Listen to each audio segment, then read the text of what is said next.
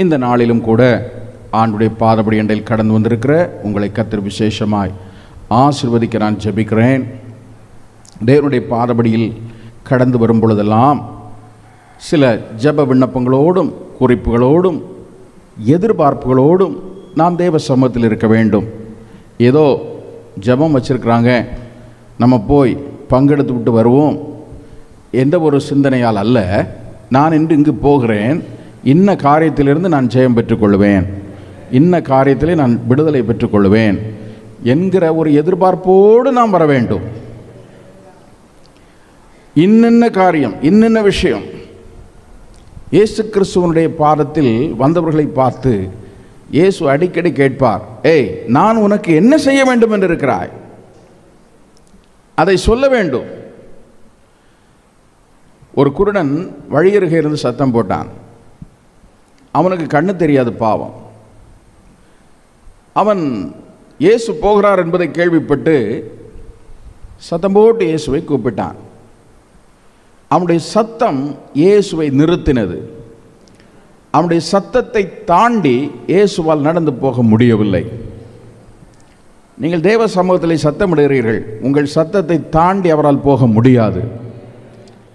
அங்கே இயேசு நின்றார். அவன் பக்கத்தில் வந்தார். அவனை பார்த்து கேட்குறாரு, டேய், நான் உனக்கு என்ன செய்ய வேண்டும் என்று இருக்கிறாய்? எல்லாருக்கும் தெரியும் அவன் பார்வையடையத்தான் கூப்பிடுகிறான், பார்வையடையத்தான் அவன் சத்தமிடுகிறான் என்பது எல்லாருக்கும் தெரியும், இயேசுவுக்கும் தெரியும். ஆனால் அந்த ஜெப விண்ணப்பம் அவன் வாயிலிருந்து வர வேண்டும் என்று இயேசு எதிர்பார்த்தார். அவன் அதை சொல்ல வேண்டும். நீங்கள் தேவ சமூகத்தில் வந்திருக்கிறீர்கள், அவர் கேட்கிறார், நான் உனக்கு என்ன செய்ய வேண்டும்? அதை உங்கள் வாய்களை திறந்து அவரிடத்தில் சொல்ல வேண்டும். அதுதான் ஜெபம். எப்தா தன் காரியங்களை மிஸ்பாவில் கர்த்தருடைய சன்னிதானத்தில் சொன்னான். தன் காரியங்களை தேவ சமூகத்திலே சொன்னான். வெறுமையாக சரி நம்ம போய் உட்கார்ந்துட்டு போகலாம் அப்படின்னா நமக்கு ஒரு நன்மையும் பெற்றுக்கொள்ள முடியாது. வேடிக்கையான ஒரு கதை உண்டு. இயேசு கிறிஸ்து பரலோகத்தில் சிங்காசனத்தில் வீற்றிருந்தாராம். ஒவ்வொரு நாட்டில் உள்ள மக்களும் அவரிடத்திலே போனார்கள். அமெரிக்காக்காரன் போனான். இயேசு கேட்டாராம், உனக்கு என்னப்பா வேணும்? அவன் சொன்னான், உலகத்திலேயே நான் பெரிய பணக்காரனாக மாறணும்.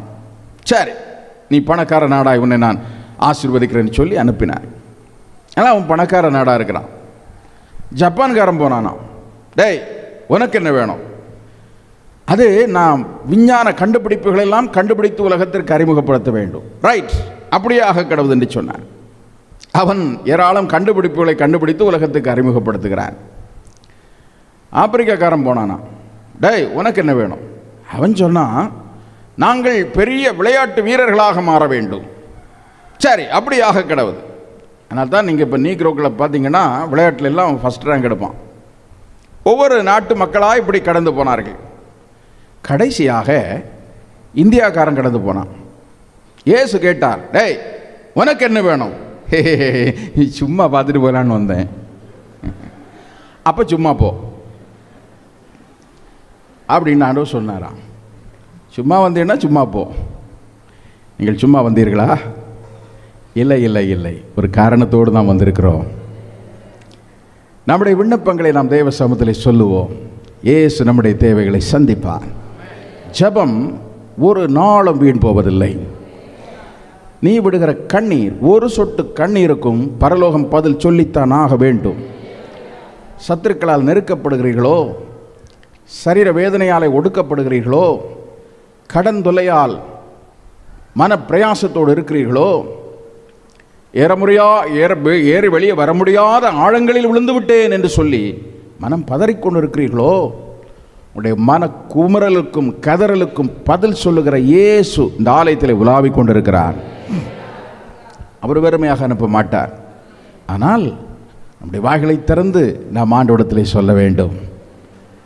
அந்த எல்லா விண்ணப்பங்களுக்கும் இந்த 23வது நாள் 40 நாட்கள் நீங்கள் ஜெபிக்க போகிறீர்கள். நிறைய விண்ணப்பங்களை எடுத்துகிட்டு வாங்க. சிஸ்டமேட்டிக்காக மைண்டில் போடுங்க. அதை என்ன விஷயம், பிள்ளைகளுக்காக என்ன விஷயம், புருஷனுக்காக, மனைவிக்காக என்ன விஷயம், வேலை விஷயம், என்ன காரியம், ஒன்றுனா தேவசனத்தில் சொல்லுங்கள், சத்தம் போட்டு சொல்லுங்கள். ஒவ்வொரு வார்த்தைகளையும் பரலோகம் அங்கீகரிக்கும். ஆமென்றும் ஆமேன் என்றும் சொல்லி பலத்த அற்புதங்களை வருகிற நாட்களிலே உங்கள் குடும்பங்களிலே காண்பீர்கள். குறிப்பாக இந்த சபை வளர்ந்து பெருக வேண்டும் என்று நான் விரும்புகிறேன். நான் ஜெபிக்கிறேன். அது ஒரு மாடல் சர்ச்சாக, அது ஒரு மாதிரி சபையாக இந்த மாவட்டத்தில் விளங்கும். கர்த்தர் தொடர்ந்து பெரிய காரியங்களை செய்வார். கிழக்கிலும் மேற்கிலும் தெற்கிலும் வடக்கிலும் இருந்து திரளான ஜனங்கள் இந்த இடத்தில் வந்து மறுபடியும் வளர்ந்து பெருகுவார்கள். கர்த்தர் தாமே அப்படியே செய்வாராக. ஆண்டவருக்கு ஸ்தோத்திரம் உண்டாவதாக. நம்முடைய மாவட்டத்திலும் நம்முடைய தமிழகத்திலும் இந்தியாவிலும் வரப்போகிற ஒரு மாபெரும் எழுப்புதலுக்கென்று கர்த்தர் இந்த சபையும் கர்த்தருடைய தாசனையும் பயன்படுத்தும்படி நான் ஜெபிக்கிறேன். எழுப்புதல் இந்தியாவின் தென் பகுதியிலிருந்து தான் வரும் என்பது தீர்க்க தரிசனங்கள். சில ஆண்டுகளுக்கு முன்பு அமெரிக்க ஐக்கிய நாடுகளில் ஒரு மிகப்பெரிய பாஸ்டர்ஸ் கான்ஃபரன்ஸ், அதாவது போதகர் மாநாடு ஒன்று நடந்தது. பாஸ்டர் டேவிட் வில்கர்சன் என்று சொல்லுகிற 10,000க்கும் அதிகமான விசுவாசிகளை கொண்ட ஒரு மிகப்பெரிய சபையினுடைய ஒரு போதகர். அவர் ஒரு தீர்க்கதரிசி. உலக நாடுகளுக்கெல்லாம் தீர்க்க தரிசனங்களை உரைப்பார். அவர் சொன்ன தீர்க்க தரிசனங்கள் எல்லாம் நடந்து வருகிறது. ஆகவே அவர் ஒரு போதகர் மாநாட்டை கூட்டினார். உலகமெங்கிலும் இருந்து பல்லாயிரக்கணக்கான போதகர்கள் அந்த மாநாட்டிலே கலந்து கொண்டார்கள். அதிலே கடைசி நாளிலே பாஸ்டர் டேவிட் வில்கர்சன் இதுபோல எழும்பி நின்று, இந்தியாவில் இருந்து வந்திருக்கிற போதகர்கள் எல்லாம் எழும்புங்கள் என்று சொன்னார். ஒரு 10-15 போதகர்கள் இந்தியாவிலிருந்தும் அந்த மாநாட்டுக்கு போயிருந்தார்கள். அவர்கள் எழுந்து நின்றார்கள். அப்பொழுது பாஸ்டர் டேவிட் வில்கர்சன் உலக நாடுகளுக்கெல்லாம் தீர்க்கதரிசியாக இருக்கிற அந்த தேவ மனிதன் ஒரு காரியத்தை அந்த இந்தியாவிலிருந்து போன போதகர்களை பார்த்து சொன்னார். அது என்னவென்றால், அதற்கு முந்தின நாள் இரவு பாஸ்டர் டேவிட் வில்கர்சன் இரவு முழுவதும் ஜெபித்து கொண்டிருந்த பொழுது ஆண்டவர் அவருக்கு ஒரு தரிசனத்தை காட்டினாராம். அந்த தரிசனத்தை அந்த போதகர்களோடு பகிர்ந்து கொண்டார். அது என்ன தரிசனம்? இந்திய தேசத்தின் வரைபடத்தை ஆண்டவர் அவருடைய கண்களுக்கு முன்பதாக காட்டினார். அவர் ஜெபித்து கொண்டிருக்கும் போதே, உறங்கும் போதல்ல, ஜெபித்து கொண்டிருக்கும் போதே அந்த இந்திய தேசத்தினுடைய வரைபடம் அப்படியே அவருடைய கண்களுக்கு முன்பதாக காட்டப்பட்டது. பெரிய ஒரு வரைபடம். அவர் அந்த வரைபடத்தையே பார்த்து கொண்டு நின்றபோது திடீரென்று இந்தியாவின் தென் முனையிலிருந்து ஒரு அக்னி ஒன்று பற்றி பிடித்து அது இந்தியா முழுவதும் பரவி வடக்கு நோக்கி பிரயாணப்பட்டது. அதை அப்படியே அவர் பார்க்கும் பொழுது அதே நேரத்தில் இந்தியாவின் வடக்கு பகுதியிலிருந்து ஒரு சூறாவளி காற்று எழும்பினது. அந்த சூறாவளி காற்று எழும்பி தெற்கிலிருந்து புறப்பட்டு போன அந்த அக்னியை அணைத்து போடும்படி அந்த சூறாவளி காற்று அந்த அக்னியோடு போராடுகிறது. இந்தியாவின் பாகத்தில் அந்த ரெண்டும், சூறாவளியும் அந்த அக்னியும் ஒன்றை ஒன்று சந்தித்து ஒன்றை ஒன்று போராடுகிறது. அக்னி இந்தியா முழுவதும் பரவுவதற்காக போராடுகிறது. அந்த சூறாவளி அந்த அக்னியை அணைத்து போடும்படியாக போராடு. அப்படி ரெண்டு பக்கமும் போராட்டம். கொஞ்ச நேரம் ஒரு தரிசனத்தில் பார்த்து கொண்டிருக்கும் போது கடைசியாக வடபாகத்திலிருந்து புறப்பட்டு வந்த அந்த சூறாவளி காற்றை தென் பாகத்தில் புறப்பட்ட அந்த அக்னி அப்படியே மேற்கொண்டு இந்தியா முழுவதும் அந்த அக்னி பரவினதாம். அதை சொல்லிவிட்டு பாஸ்டர் டேவிட் வில்கர்சன் இந்தியாவை பார்த்து சொன்னார், வருகிற காலங்களில் இந்தியாவில் ஒரு மாபெரும் எழுப்புதல் உண்டாகும். அந்த எழுப்புதல் இந்தியாவின் தென் முனையிலிருந்து தான் அது ஆரம்பிக்கும் என்பதாக. இந்தியாவின் தென் முனையிலே தான் நாம் இருக்கிறோம். ஹல்லேலூயா. இங்கிருந்து தான் அந்த எழுப்புதல் ஆரம்பமாகும். ஆகவே அந்த எழுப்புதலுக்கென்று கர்த்தர் உங்களையும் பயன்படுத்துவாராக. அருமையான தேவ மனுஷன் உங்களுடைய பாஸ்டர்களையும் கர்த்தர் பயன்படுத்துவாராக. கர்த்தர் பெரிய காரியங்களை செய்வார். தொடர்ந்து நாம் ஒரு வசனத்தை தியானம் பண்ணி உங்களை ஜெபத்தில் நடத்த விரும்புகிறேன். கண்களை மூடி ஒரு நிமிஷம் நம் ஆண்டவரை நோக்கி பார்க்கலாம். ஹல்லேலூயா. நன்றியோடு மை ஸ்தோத்தரிக்கிறோம், நன்றியோடு மை ஸ்தோத்தரிக்கிறோம், நன்றியோடு மை ஸ்தோத்தரிக்கிறோம் ராஜா. Price Lord. கர்த்தருக்கு ஸ்தோத்திரம். தகப்பனே, நம்முடைய ஜனங்களை ஆசீர்வதிக்கும்படி எங்கள் நடுவில் எழுந்தல் இருக்கிற தயவுக்காய் நாங்கள் உமக்கு நன்றி செலுத்துகிறோம் ராஜா. Price Lord. ஹல்லேலூயா, ஹல்லேலூயா. നന്ദിയോടെ ഞാൻ സ്തുതി പാടിടും എൻ്റെ യേശുനാഥാ.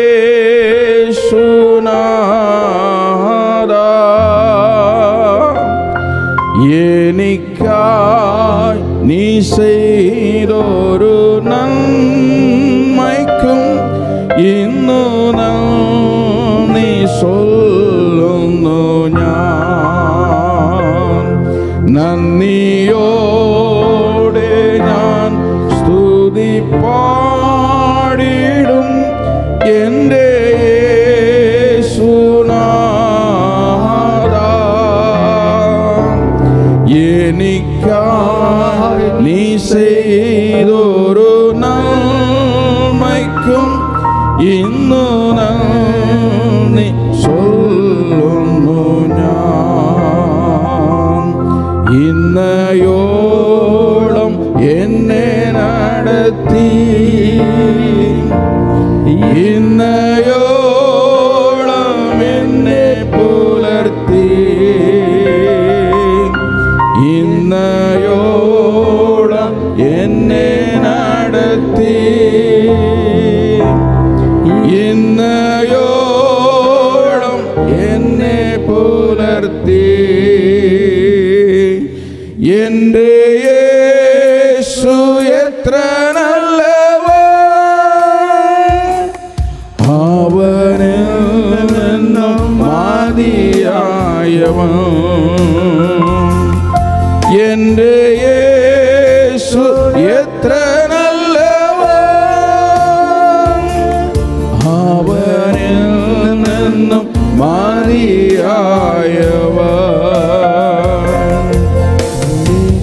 தகப்பனே, நம்முடைய இயேசு கிறிஸ்துவின் திருநாமத்தில் மறுபடியும் உடைய சமூகத்திலே வருகிறோம். இன்றும் எங்களோடு பேச வேண்டும். இந்த 23 நாட்களாய் நம்முடைய பிள்ளைகளை நீர் ஆசீர்வதித்துக் கொண்டே இருக்கிறீர். அநேக விடுதலைகளை நம்முடைய பிள்ளைகள் பெற்றுக்கொண்டே இருக்கிறார்கள் ராஜா.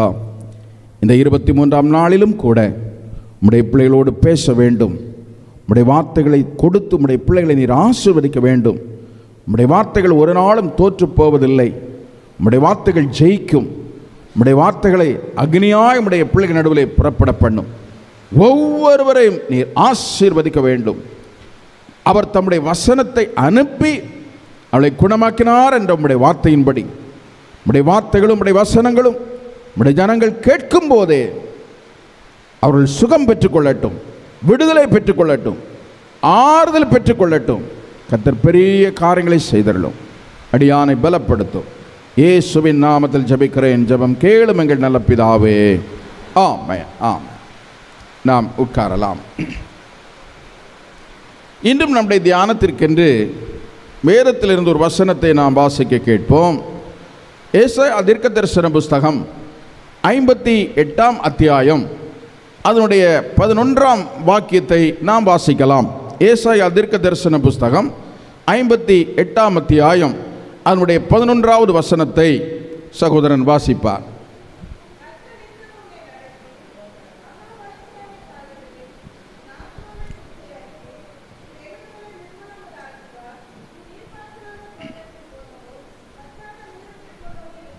போதும். கர்த்தர் நித்தமும் உன்னை நடத்தி மகா வறட்சியான காலத்திலும் உன் எலும்புகளை நிணமுள்ளதாக்கி உன்னை ஆசீர்வாதமாய் ஒவ்வொரு நாளும் நடத்துவார் என்று நாம் வாசிக்க கேட்ட இந்த வேத பகுதியிலே நாம் வாசிக்க கேட்டோம். கர்த்தர் நித்தமும் உன்னை நடத்தி என்று தேவனுடைய வார்த்தை அங்கே சொல்லுகிறது. நித்தமும் என்று சொன்னால் ஒவ்வொரு நாளும் உன்னை நடத்தி மகா வறட்சியான காலங்களிலும் உன் ஆத்துமாவை திருப்தியாக்கி உன் எலும்புகளை குணமாக்கி, அதாவது நிணமுள்ளதாக்கி அவர் உன்னை அப்படி செய்வார். நீ நீர்ப்பாய்ச்சலான தோட்டத்தைப் போலவும் வற்றாத நீரூற்றைப் போலவும் இருப்பாய். மிக அற்புதமான, ஆச்சரியமான, நமக்கு தேவையான ஒரு வாக்குத்தத்தத்தை ஏசாயா தீர்க்கன் மூலமாக ஆண்டவர் நம்மோடு சொல்லுகிறார். ஒரு முக்கியமான காரியம், வறட்சியான காலங்களிலும் ஆத்மாவை திருப்தியாக்குவாராம், எலும்புகளை சுகமாக்கி அதை நினமுள்ளதாக்குவாராம். வற்றாத நீரூற்றைப் போலவும் நீர்ப்பாய்ச்சலான தோட்டத்தைப் போலவும் நீயும் உன் குடும்பமும் இருப்பீர்கள் என்று அந்த வேத வசனம் சொல்லுகிறது. ஆனால் ஒரே ஒரு கண்டிஷன், ஒரே ஒரு நிபந்தனை. அந்த வசனத்துடைய முதல் வரியிலே அங்கே சொல்லப்பட்டிருக்கிறது, கர்த்தர் உன்னை நித்தமும் நடத்தி. நம்முடைய தேவன் ஒவ்வொரு நாளும் நம்மை நடத்துகிற தேவன். நீங்கள் உங்களையும் உங்கள் பிள்ளைகளையும் உங்கள் சகல காரியங்களையும் கர்த்தர் நடத்த வேண்டும் என்று அவருடைய கரத்தில் ஒப்புக் கொடுப்பீர்களானால் ஒவ்வொரு நாளும், ஒவ்வொரு வாரமும், ஒவ்வொரு மாதமும் விசேஷமாய் ஒரு குறைவும் இல்லாமல் உங்களை நடத்தி செல்ல வல்லமையுள்ள தேவன் அவர். வேதம் நமக்கு சொல்லுகிறது, கர்த்தர் ஒவ்வொரு நாளும் நம்மை நடத்துவாராம். நித்தமும், டெய்லி நான் உன்னை நடத்துவேன். தேவன் உன்னை நடத்தி வந்தால், ஒரு பக்தன் சொல்லுகிறான், நேர்வழியா என்னை நடத்தி வந்த தேவனாகிய கர்த்தருக்கு ஸ்தோத்திரம் என்று எலியேசர் என்ற ஆபிரகாமின் வேலைக்காரன் சொல்லுகிறான். நேர்வழியா என்னை நடத்தி வந்த என் தேவனாகிய கர்த்தர். தேவன் உன்னை நடத்தும் பொழுது உன்னை அலைந்து திரிய பண்ண மாட்டார், நன்மைகளை காணும்படி நேர்வழியாய் உங்களை நடத்தி செல்லுவார். வாழ்க்கை பயணத்தில் அலைந்து அலைந்து அலைந்து நாட்களையும் நம்முடைய சரீர பலனையும் நம்முடைய எல்லா விதமான ஆசீர்வாதங்களையும் இழந்து போக அல்ல, எங்கே நன்மைகள் இருக்கிறதோ, எங்கே ஆசீர்வாதங்கள் இருக்கிறதோ, உங்கள் தேவைகள் எங்கே இருக்கிறதோ அதற்கு நேராக நேர்வழியாய் ஸ்ட்ரெயிட்டாக எந்த அலைச்சலும் இல்லாமல் உங்களை நடத்தி செல்லுகிற தேவன் நம்முடைய தேவன். ஆண்டவர் ஒரு முறை எப்ராயிமை பார்த்து சொன்னார், நான் எப்ராயிமை நடக்க பழக்கினேன், கைப்பிடித்து நடக்க பழக்குவித்தேன் என்று ஓசியா தீர்க்கதரிசன புஸ்தகம் 11ஆம் அத்தியாயம் அதனுடைய 3ஆம் வசனத்தில் ஆண்டவர் இப்படி சொல்லுகிறார். அந்த வசனத்தை கூட படியுங்கள், பார்க்கலாம். ஓசியா 11ஆம் அதிகாரம் 3ஆம் வசனத்தில் நாம் இப்படி படிக்கிறோம், வாசிக்கலாம். நான் எப்ராயிமை கைப்பிடித்து நடக்க பழக்குவித்தேன். எப்ராயிம் அவன் தேவனுக்கு பிரியமான ஒரு மனிதன் தான்.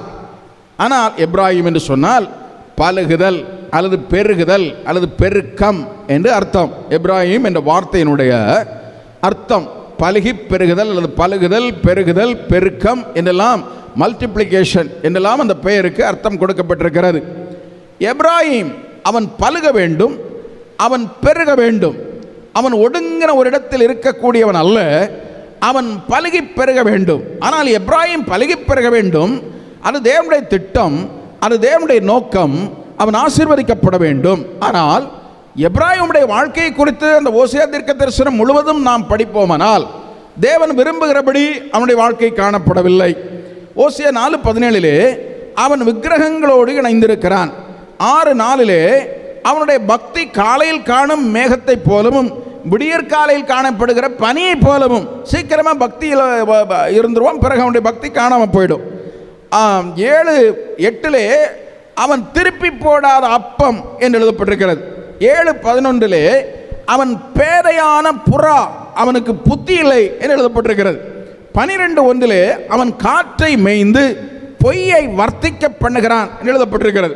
12:14 அவன் ஆண்டவரை மிகவும் கோபப்படுத்தினான் என்று எழுதப்பட்டிருக்கிறது.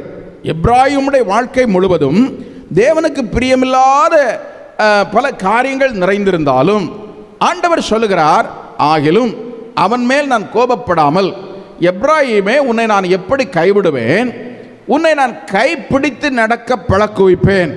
எப்ராயிமை கைப்பிடித்து கையை பிடிச்சி நடக்க பழக்குவிக்கிற தேவன். ஆண்டவருக்கு ஸ்தோத்திரம் உண்டாவதாக. ஆக இந்த உலகத்திலே நாம் நடக்க வேண்டும். வேதம் சொல்லுகிறது, எவர்கள் ஆவியினாலே நடத்தப்படுகிறார்களோ அவர்கள் தேவனுடைய புத்திரராயிருக்கிறார்கள். பிள்ளைகள் என்றல்ல, புத்திரர். எவர்கள் தேவனுடைய ஆவியினாலே நடத்தப்படுகிறார்களோ, ரோமர் 8ஆம் அதிகாரம் 14ஆம் வசனம் அப்படி சொல்லுகிறது.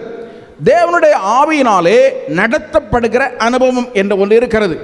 பூமியிலே நம்முடைய அறிவை கொண்டு நம்முடைய புத்தியை கொண்டு நாம் நம்மை நடத்துகிறோம், நாம் வாழ்கிறோம். அதே நேரத்தில் தேவனுடைய ஆவியினாலே நிரப்பப்பட்டு தேவனுடைய ஆவியினாலே நடத்தப்படுகிற ஒரு அனுபவம் இருக்கிறது. அதுதான் ஆவிக்குரிய ஜீவியம் என்று நாம் சொல்லுகிறோம். அதைத்தான் விசுவாச வாழ்க்கை என்று சொல்லுகிறோம். ஒரு கிறிஸ்தவன், ஒரு தேவனுடைய பிள்ளை என்பவர்கள் யார்? அவர்கள் தேவனால் நடத்தப்பட வேண்டும்.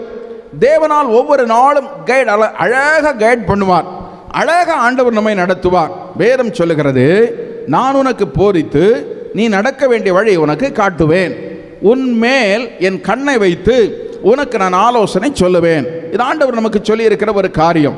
இயேசுவின் சமூகத்தில், அப்பா நான் என்ன செய்ய வேண்டும், இந்த பிரச்சனை இப்படி இருக்கிறது, இந்த போராட்டம் என்னுடைய வாழ்க்கையில் இப்படி இருக்கிறது, நான் என்ன செய்ய வேண்டும், நான் எப்படி வாழ வேண்டும் என்று நீங்கள் கேட்கும் பொழுது, ஒவ்வொரு நாளும் ஆண்டவரிடத்தில் கேட்கும் பொழுது ஆண்டவர் கரெக்டாக உங்களை கைடு பண்ணுவார், சரியாக உங்களை நடத்துவார். ஆவியானவர் உங்களுக்கு ஒரு எண்ணம், பரிசுத்த சிந்தைகளையும் எண்ணங்களையும் கொடுப்பார். நாம் செய்ய வேண்டிய காரியங்களை எப்படி செய்ய வேண்டும் என்று சரியான முறையிலே அவர் நம்மை கைடு பண்ணுவார், அவர் நம்மை நடத்துவார். அதை குறித்து தான் வேதம் சொல்லுகிறது, எவர்கள் ஆவியினாலே நடத்தப்படுகிறார்களோ அவர்கள் தேவனுடைய புத்திரராக இருக்கிறார்கள். பிள்ளைகள் என்றல்ல, பிள்ளைக்கும் புத்திரனுக்கும் வித்தியாசம் இருக்கிறது. புத்திரன் வேறு, பிள்ளை வேறு. பக்தனாகிய ஆபிரகாமை எடுத்துக்கொண்டால் அவருக்கு ஏராளம் பிள்ளைகள் இருந்தன, ஆனால் அவர்கள் பிள்ளைகள். அதே நேரத்தில் அவருடைய புத்திரன் என்ற ஒருவன் இருந்தான், அவன்தான் ஈசாக். பிள்ளைகளுக்கும் புத்திரர்களுக்கும் என்ன வித்தியாசம் என்றால், பிள்ளைகளுக்கு நன்கொடைகளை கொடுத்து அனுப்பினான் ஆபிரகாம் என்று எழுதப்பட்டிருக்கிறது. புத்திரன் தகப்பனுடைய எல்லா சொத்துக்கும் அவன் சுதந்திரவாளிகளாக இருக்கிறான். ஆண்டவருக்கு மகிமை உண்டாவதாக. நாம் தேவனுடைய பிள்ளைகள் என்று சொல்லுகிறோம், பட் பிள்ளைகளாக இருந்தாலும் அதற்கு மேலே நாம் புத்திரர்களாக மாற வேண்டும். ஆண்டவருக்கு மகிமை உண்டாவதாக. பிள்ளைகளாக இருக்கும்போது என்ன நடக்கிறது? உலகத்தில் ஆண்டவர் ஒரு மனிதனை அழைக்கும் பொழுது, அவன் குடிகாரனாக இருந்தாலும், அவன் தேவனுக்கு பிரியமில்லாத ஒரு ஜீவியம் செய்து கொண்டிருந்தாலும், அவனை கூப்பிடும்போது மகனே, என் பிள்ளையே என்றுதான் ஆண்டவர் அழைப்பார். காரணம், அவனை உண்டாக்கினதும் தேவன் தான். ஆனால் கூப்பிடுகிறதுனால அவன் பிள்ளை ஆகிவிட மாட்டான். தேவனை அழைக்கும் பொழுது மகனே, என் பிள்ளையே என்றுதான் அழைப்பார், உலகத்தில் உள்ள எல்லா பிள்ளைகளையும். ஆனால் அவர்கள் பிள்ளைகள். ஆனால் புத்திரன் என்ற ஒரு சிலாக்கியம் இருக்கிறது. பிள்ளை கேட்கும் போது, நாம் தேவனுக்கு பிரியமில்லாமல் நடந்தால் கூட சில நேரத்தில் ஆண்டவரே எனக்கு அதை தாரம் இதை தாரம் என்று கேட்கும்போது ஆண்டவர் நமக்கு தருவார். ஒரு பிச்சைக்காரன் வர்றான் பாருங்க, வீட்டில் அம்மா அம்மா என்று கூப்பிடுகிறான். இந்த போ ஒரு 50 காசு, இல்லை போ ஒரு 5 ரூபா 10 ரூபா போ, அவ்வளோதான். ஆனால் நம்முடைய புத்திரர்கள், நம்முடைய பிள்ளைகள் இருக்கிறாங்க, அவருங்க வந்து ஐயா எனக்கு தார ஆண்டவரே, எனக்கு இயேசுவே, அப்பா எனக்கு அதை அப்படி கேட்க மாட்டாங்க. பிள்ளை ஓடி வருகிறது, பீரோவை திறக்கிறது, அதுக்கு தேவையானது எடுக்குது, அங்கே ஷெல்ஃபுக்கு போகுது, ஃப்ரிட்ஜுக்கு போகுது, அதை திறக்குது, தேவையானது எடுக்குது, குடிக்குது. அதுக்கு முழு உரிமையும் இருக்கிறது, முழு சுதந்திரமும் இருக்கிறது. நாம் பிள்ளைகளாக இருந்தாலும் தேவனுடைய புத்திரராக மாற வேண்டும். அப்பா எனக்கு இது அவசியம், எனக்கு இது தேவை, நான் இப்படி ஒரு சிக்கலில் இருக்கிறேன், என்னை விடுவியும். ஆண்டவரோடு உரிமையோடு தைரியத்தோடு கேட்கிற அந்த புத்திர சுவிகாரத்தின் ஆவியினாலே நாம் நிரப்பப்பட வேண்டும். அவர்கள் தேவனுடைய புத்திரராக இருக்கிறார்கள். தேவனுடைய சகல ஆசீர்வாதங்களுக்கும் சகல ஐஸ்வர்யங்களுக்கும் அவர்கள் பாத்திரராக இருக்கிறார்கள். ஆக ஒவ்வொரு நாளும் தேவன் நம்மை நடக்க பழக்குவிக்கிற தேவன், நம்மை நடக்க பண்ணுகிற தேவன். அப்படியானால் இந்த பூமியிலே, இந்த உலகத்திலே நாம் வாழும் பொழுது சில காரியங்கள் மேல் நாம் நடக்க வேண்டும் என்று வேதம் சொல்லுகிறது. சுருக்கமாய் அவைகளை உங்களோடு பகிர்ந்து கொண்டு நான் உங்களுக்காக ஜெபிக்க விரும்புகிறேன். வேத புஸ்தகத்தில் பரிசுத்த மத்தேயு எழுதின சுவிசேஷம் 14ஆம் அத்தியாயம் அதனுடைய 25 முதல் 29 வரைக்கும் உள்ள வாக்கியங்களை நாம் வாசிக்கும் பொழுது நமக்கு தெரிந்த ஒரு சம்பவம். நம்முடைய அருமை இரட்சகராகிய இயேசு கிறிஸ்து இந்த உலகத்தில் தன்னுடைய ஊழியத்தை செய்து கொண்டிருந்த நாட்களில் நடந்த ஒரு சம்பவம் அங்கே சொல்லப்பட்டிருக்கிறது. இயேசு கிறிஸ்து அவர் 5 அப்பத்தையும் 2 மீன்களையும் எடுத்து ஆசீர்வதித்து 5000க்கும் அதிகமான மக்கள், 5000 புருஷர்கள் என்று எழுதப்பட்டிருக்கிறது. அப்போது கவனிங்க, நமக்கு எல்லாருக்கும் தெரிஞ்ச சம்பவம் தானே, நம்ம வாசிக்க வேண்டாம். அந்த இயேசு பிரசங்கம் பண்ணி முடித்த பிறகு அவர்களுக்கு எல்லாருக்கும் ஆகாரம் கொடுக்க வேண்டும் என்று அவள் சீஷர்களை சொன்னபோது அங்கே ஒன்றும் இல்லை. ஒரு பையனிடத்தில் 5 அப்பம் 2 மீன் இருந்தது. அதை எடுத்து அவர் ஆசீர்வதித்து கிட்டத்தட்ட 20,000 பேர் என்று சொல்கிறாங்க. 5,000 புருஷர்கள், அப்போ 5,000 மனைவிகள் எடுத்தால் கூட 2 பிள்ளைகள் வச்சா கூட 20,000 வருது மினிமம். அவ்வளோ பேருக்கும் இயேசு போஷிக்கிறார். பெரிய ஒரு அற்புதத்தை செய்துவிட்டு சீஷர்களை பார்த்து இயேசு சொல்லுகிறார், நீங்கள் அக்கறைக்கு புறப்பட்டு போங்கள் என்று சொல்லுகிறார். உடனே அவர்கள் சாயங்கால நேரம் உடனே அவர்கள் படகில் ஏறி அந்த கடலுக்கு மறுகரையிலே போகும்படியாக அவர்கள் பிரயாணப்பட்டு ஆரம்பிக்கிறாங்க. இயேசு கிறிஸ்து தனியாக போய் ஜெபிக்க ஆரம்பிக்கிறார். இரவு முழுவதும் இயேசு ஜெபித்து கொண்டே இருக்கிறார். அப்பொழுது பாருங்கள், சீஷர்கள் கடலிலே பிரயாணப்பட்டு நடுக்கடலிலே போன போது அங்கே ஒரு புயல் வருகிறது, அல்லது கொடிய காற்று வருகிறது. சீஷர்களாலே அந்த படகை செலுத்தி கொண்டு போக முடியவில்லை. படகிலே பெரிய போராட்டம் உண்டாகிறது. படகு கவிழ்ந்து போகத்தக்கதாக பயங்கரமான போராட்டம் உண்டாகிறது. அப்பொழுது பாருங்கள், ஜெபித்து கொண்டிருந்த இயேசு இங்கிருந்து கொண்டே அதை பார்க்கிறார். கண்டவுடன் பாருங்க, இயேசு கிறிஸ்துவால் அமைதலாக இருக்க முடியவில்லை. தன்னுடைய பிள்ளைகள் கடலிலே அலையுண்டு கஷ்டப்படுவதை, மிகுந்த வேதனைப்பட்டு தண்டு வலிக்கிறதை பார்த்து கொண்டு இருக்க நம்முடைய அருமரட்சகர் இயேசுவுக்கு முடியவில்லை. அவரும் கடற்கரையிலே நடந்து வந்தார். நடந்து வந்து ஏதாவது ஒரு போட்டு கிடைக்குமா, சீக்கிரமாக போயிடலாமேன்னு பார்த்தவோ ஒரு போட்டும் கிடையாது. அது மட்டுமல்ல, அது நடு இரவாக இருந்தது. எனவே பாருங்க, போட்டு வேண்டாம் ஒன்றும் வேண்டான்னு அவர் கடலிலே நடந்தே வர ஆரம்பித்து விட்டார். கடலிலே நடந்து வந்து இந்த சீஷர்கள் படாத பாடுபட்டு கொண்டிருக்கிறார்களே, அவர்கள் பக்கத்தில் இயேசு வந்து விட்டார். கிட்ட வந்த உடனே சீஷர்கள் எல்லாம் பார்க்குறாங்க, பேய் வருது போல இருக்குன்னு எல்லாருக்கும் ஒரே பயம். அதே நேரத்தில் இல்லை இல்லை நான் தான் என்று இயேசு சொல்லுகிறார். இரவின் 4ஆம் ஜாமத்தில் இயேசு அங்கே நடந்து வருகிறார். பாருங்க, இரவின் 4ஆம் ஜாமம், அப்படிதான் அந்த வசனத்தில் போடப்பட்டிருக்கிறது. 4ஆம் ஜாமம் என்று சொன்னால் அது யூத மக்களுக்கு 4 ஜாமங்கள் உண்டு. முதல் ஜாமம் சாயங்காலம் 6 மணிக்கு ஆரம்பிக்குது. 6லேருந்து 9 வரைக்கும் முதல் ஜாமம், 9லேருந்து 12 வரைக்கும் ரெண்டாவது ஜாமம், 12லேருந்து 3 வரைக்கும் 3வது ஜாமம், 3லேருந்து 6 காலை 6 மணி 6வது 4வது ஜாமம். அப்படி 4 ஜாமங்கள் உண்டு. இந்த 4ஆம் ஜாமத்தில் இயேசு அவர்களை தேடி வருகிறார். இந்த 4ஆம் ஜாமத்திற்கு ஒரு விசேஷம் உண்டு. 4ஆம் ஜாமம் என்று சொல்வது அதிகாலை 3லிருந்து 6 மணிக்குள்ளாக. சாயங்காலம் யூதர்களுடைய ஜாமம் ஆரம்பிக்கிறது 6 மணியிலிருந்து 9 மணி வரைக்கும். முதல் ஜாமம் அது மனிதர்களுடைய ஜாமம், மனிதர்கள் பூமியிலே கிரியை செய்கிற நேரம். அதுபோல 9லிருந்து 12 வரைக்கும் அது மிருகங்களுடைய ஜாமம். மிருகங்கள் இரவு நேரங்களிலே வேட்டைக்கும் தன்னுடைய இரையை பிடிப்பதற்காக புறப்பட்டு போகிற நேரம், அது மிருகங்களின் ஜாமம். 12லேருந்து 3 வரைக்கும் அது சாத்தானுடைய ஜாமம், பிசாசின் ஜாமம். அசுத்த ஆவிகள், அந்தகார வல்லமைகள் பூமியிலே அதிகமாய் அலைந்து திரிகிற ஒரு நேரம் அது. இந்த மந்திரவாதிகளிடத்தில் கேட்டு பாருங்க, அவங்க மந்திரம் பண்ணுற நேரம் 12 மணிக்கு மேலே 3 மணிக்குள்ளே தான் மந்திரம் பண்ணிட்டு இருப்பாங்க. அது பிசாசுகள் பூமியிலே நடமாடி கொண்டிருக்கிற நேரம். அப்புறம் 3லிருந்து 6 வரைக்கும் 4ஆம் ஜாமம், அது கர்த்தருடைய ஜாமம். காரணம், முழு உலகத்திலும் எல்லா தேவனுடைய பிள்ளைகளும் எழும்பி உட்கார்ந்து தேவனுடைய முகத்தை நோக்கி பார்க்கிற நேரம், அது 4ஆம் ஜாமம், அது தேவனுடைய ஜாமம். ஹல்லேலூயா. ஆதியில் ஏதேன் தோட்டத்தில் ஆதாமையும் ஏவாளையும் ஆண்டவர் பகலில் குளிர்ச்சியான வேளை எழுதப்பட்டிருக்கிறது. ஒரு நாள் 24 மணி நேரத்தில் அதிகமான குளிர்ச்சியான நேரம் அதிகாலை 3லிருந்து 6 மணிக்குள்ள தான் ரொம்ப குளிராக இருக்கும். அந்த நேரத்தில் தான் இயேசு கிறிஸ்து தேவனாகிய கர்த்தர் ஏதேன் தோட்டத்திலே ஆதாமையும் ஏவாளையும் தேடி வருகிறார். அவளோடு பேசும்படி வருகிறார், அவளோடு ஐக்கியம் கொள்ளும்படி இறங்கி வருகிறார்.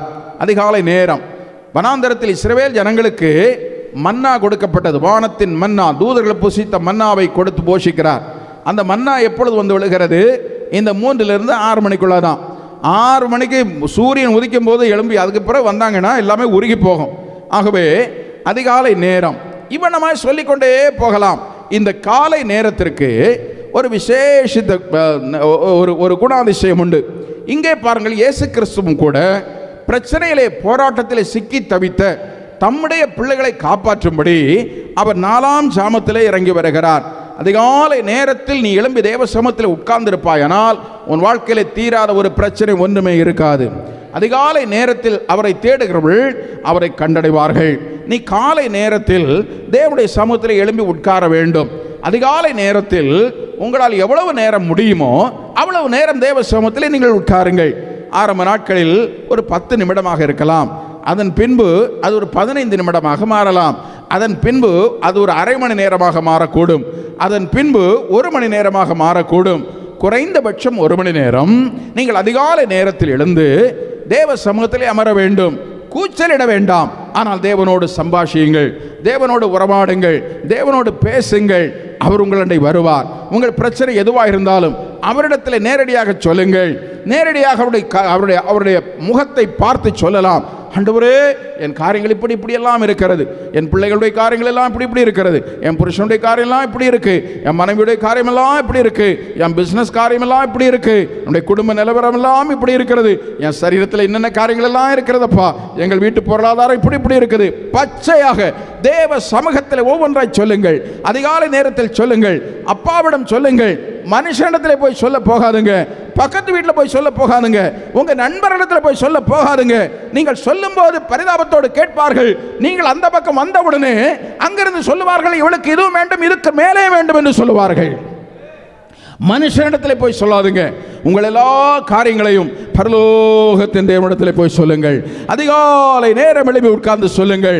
இப்படிப்பட்ட ஆலயத்தில் வந்து முழங்கால் படிட்டு தேவனை நோக்கி சொல்லுங்கள். இந்த ஆலயம் எப்பொழுதும் திறந்துதான் இருக்கிறது. நீ தேவ சமூகத்தில் கடந்து வரலாம். முழங்கால் படிட்டு நீ தேவனை பார்த்து சொல்லுவாயானால் நம்முடைய எல்லா பிரச்சனைகளையும் கேட்டு அது பரிகாரத்தை தருவதற்காக ஒரு நல்ல தகப்பன் நம்முடைய பூமியில் இந்த உண்டு. ஒரு நல்ல அப்பா நமக்கு இருக்கிறார். அந்த அப்பா தான் நாம் ஆராதிக்கிற நம்முடைய இயேசு. நம்மை புறந்தள்ளாதவர், நம்மளை நெக்லெக்ட் பண்ணாதவர், நம்மை உதாசீனப்படுத்தாதவர், கேட்டும் கேட்காதது போல போகாதவர், நமக்கு முகத்து கொண்டு பின்னாலே ஒன்று பேசாத ஒரு நல்ல தகப்பன், எல்லாவற்றுக்கும் எல்லாமாய் நம்மை அதிகமாய் நேசிக்கிற ஒரு தகப்பன், பரலோகத்தின் தகப்பன் இயேசு. நீங்கள் அவரிடத்தில் சொல்ல வேண்டும். அவரிடத்தில் எல்லா காரியங்களையும் சொல்ல வேண்டும். அதுவும் அதிகாலையில் சொல்ல வேண்டும். இயேசு கிறிஸ்து பாருங்க, தண்ணீரிலே நடந்து போகிறார். அப்படி போன உடனே போட்ல இருந்து எல்லாரும் சத்தம் போடுறாங்க இந்த காலை நேரத்தில். உடனே இயேசு இல்லை பயப்படாதுங்க, நான் தான் சொல்றார். அந்த போட்ல நம்ம பீட்டர் இருந்தார் பாருங்க, பேதுரு. அந்த பேதுரு அந்த போட்டுக்குள்ள இருந்துட்டு அவரு எக்ஸைட் ஆயிட்டாரு. ரொம்ப சந்தோஷம் அவருக்கு. ஆஹா, ஏசப்பா நடந்து வராங்க. ஆண்டவரே, உண்மையிலே நீர் தான், நானும் தண்ணீரில் இறங்கி வர எனக்கு உதவி செய்யும், நானும் கூட தண்ணீரில் இறங்கி நடந்து வர்றேன். ஓகே, இறங்கி வா. அவ்வளோதான் பாருங்க. அடுத்த செகண்ட் அவ்வளவு ஃபெய்த், அவருடைய விசுவாசம் அவ்வளவு இருந்தது. அடுத்த செகண்ட் அவர் போட்டிலிருந்து கீழே இறங்கினார். தண்ணியில் நடக்க ஆரம்பிக்கிறார். இயேசு அங்கே வந்து கொண்டிருக்கிறார். அவரை பார்த்து பேதுரு நடக்கிறான், தண்ணீரில் நடக்கிறார். முதலாவது நாம் எங்கே நடக்க வேண்டும்? தண்ணீருக்கு மேலே ஒரு தேவனுடைய பிள்ளை நடக்க வேண்டும். பேதுரு இறங்கி நடக்கிறான் பாருங்க. ஒரே ஆச்சரியம். பேதுருவுக்கு மிகுந்த சந்தோஷம். இயேசு அங்கே இருக்கிறார், இவன் எங்கே நிற்கிறான். இயேசு அண்டை நெருங்கி கிட்டி சேர வேண்டுமானால் அவன் தண்ணீரின் மேல் நடந்து சென்றுதான் ஆக வேண்டும். தண்ணீர் என்பது இந்த உலகம். படகு, போட் அல்லது கப்பல் என்று சொல்லுவது நம்முடைய விசுவாச ஜீவியத்தை குறிக்கிறது. தண்ணீர் என்பது இந்த உலகம். ஒரு தேவனுடைய பிள்ளை தண்ணீரின் மேல் நடக்க வேண்டும். நீ தண்ணீரில் அமிழ்ந்து போகக்கூடாது. நீ தண்ணீரில் அமிழ்ந்து போகக்கூடாது. உலகத்தின் பிரச்சனைகள், போராட்டங்கள், பிரதிகூலங்கள் எல்லாவற்றுக்கும் மேலே நீ நடந்து போக வேண்டும். நீ அதற்குள்ளே மூழ்கி போகக்கூடாது. பேதுருவை பாருங்கள். அவன் இயேசுவை பார்த்து அவன் நடக்கிறான், வெற்றி நடைபோடுகிறான். நடந்து நடந்து நடந்து அவனுக்கு ஒரே சந்தோஷம், ஒரே கான்ஃபிடன்ஸ். அவன் நடந்து கிட்ட போகிறான். கிட்ட போன உடனே பாருங்க, அவரையே பார்த்து கொண்டு நடக்கிறான், அவருடைய முகத்தையே பார்த்து கொண்டு நடக்கிறான். கிட்ட போன உடனே அவர் மேல் வைத்த அந்த கண்ணை கொஞ்சம் எடுத்து அப்படியே சுத்தி பார்க்கிறான்.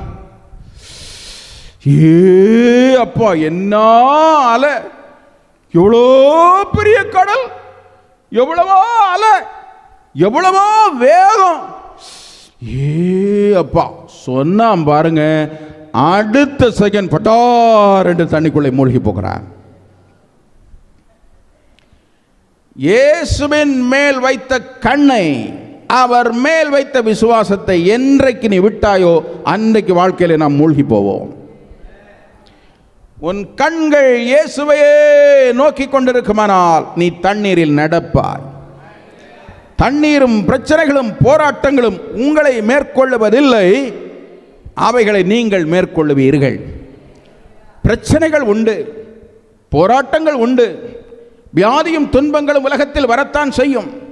மாம்ச சரீரத்தில் நான் இருக்கிற நாள் வரைக்கும் வியாதிகள் வரத்தான் செய்யும், ஜீவியத்திலே போராட்டம் வரத்தான் செய்யும்.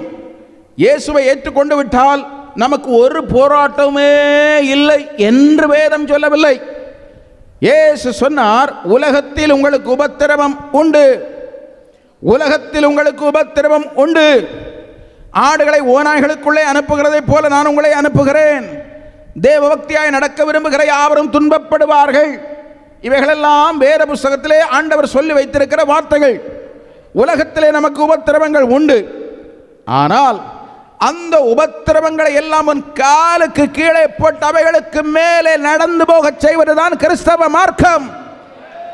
அவைகள் நம்மை மேற்கொள்வதில்லை, நாம் அவைகளை மேற்கொள்வோம். பிரச்சனை உண்டு, பில்லி சூனிய கட்டுகள் உண்டு, மந்திரவாத சக்திகள் உண்டு. ஆனால் அவைகள் உன் வீட்டு காம்பவுண்ட் வரைக்கும் வரும், காம்பவுண்டுக்குள்ள அணுகுவதற்கு அவைகளுக்கு அனுமதி இல்லை. ரட்சிக்கப்பட்ட தேவ ஜனங்கள் போராட்டங்களை தாண்டி செல்வார்கள். பழைய ஏற்பாட்டு விசுவாசிகள் இருந்தாங்க, பழைய ஏற்பாட்டு அபிஷேகம் பெறாத பழைய ஏற்பாட்டு கால விசுவாசிகள். அப்போ என்னன்னா, தண்ணிக்கு முன்ன நின்று கொண்டு சத்தமிடுவார்கள், நம்ம எல்லாம் திரும்பி போயிடலான்னு கத்துவாங்க, அப்படிலாம் போராடுவாங்க. தண்ணி அவங்கள தடுத்து நிறுத்தும்.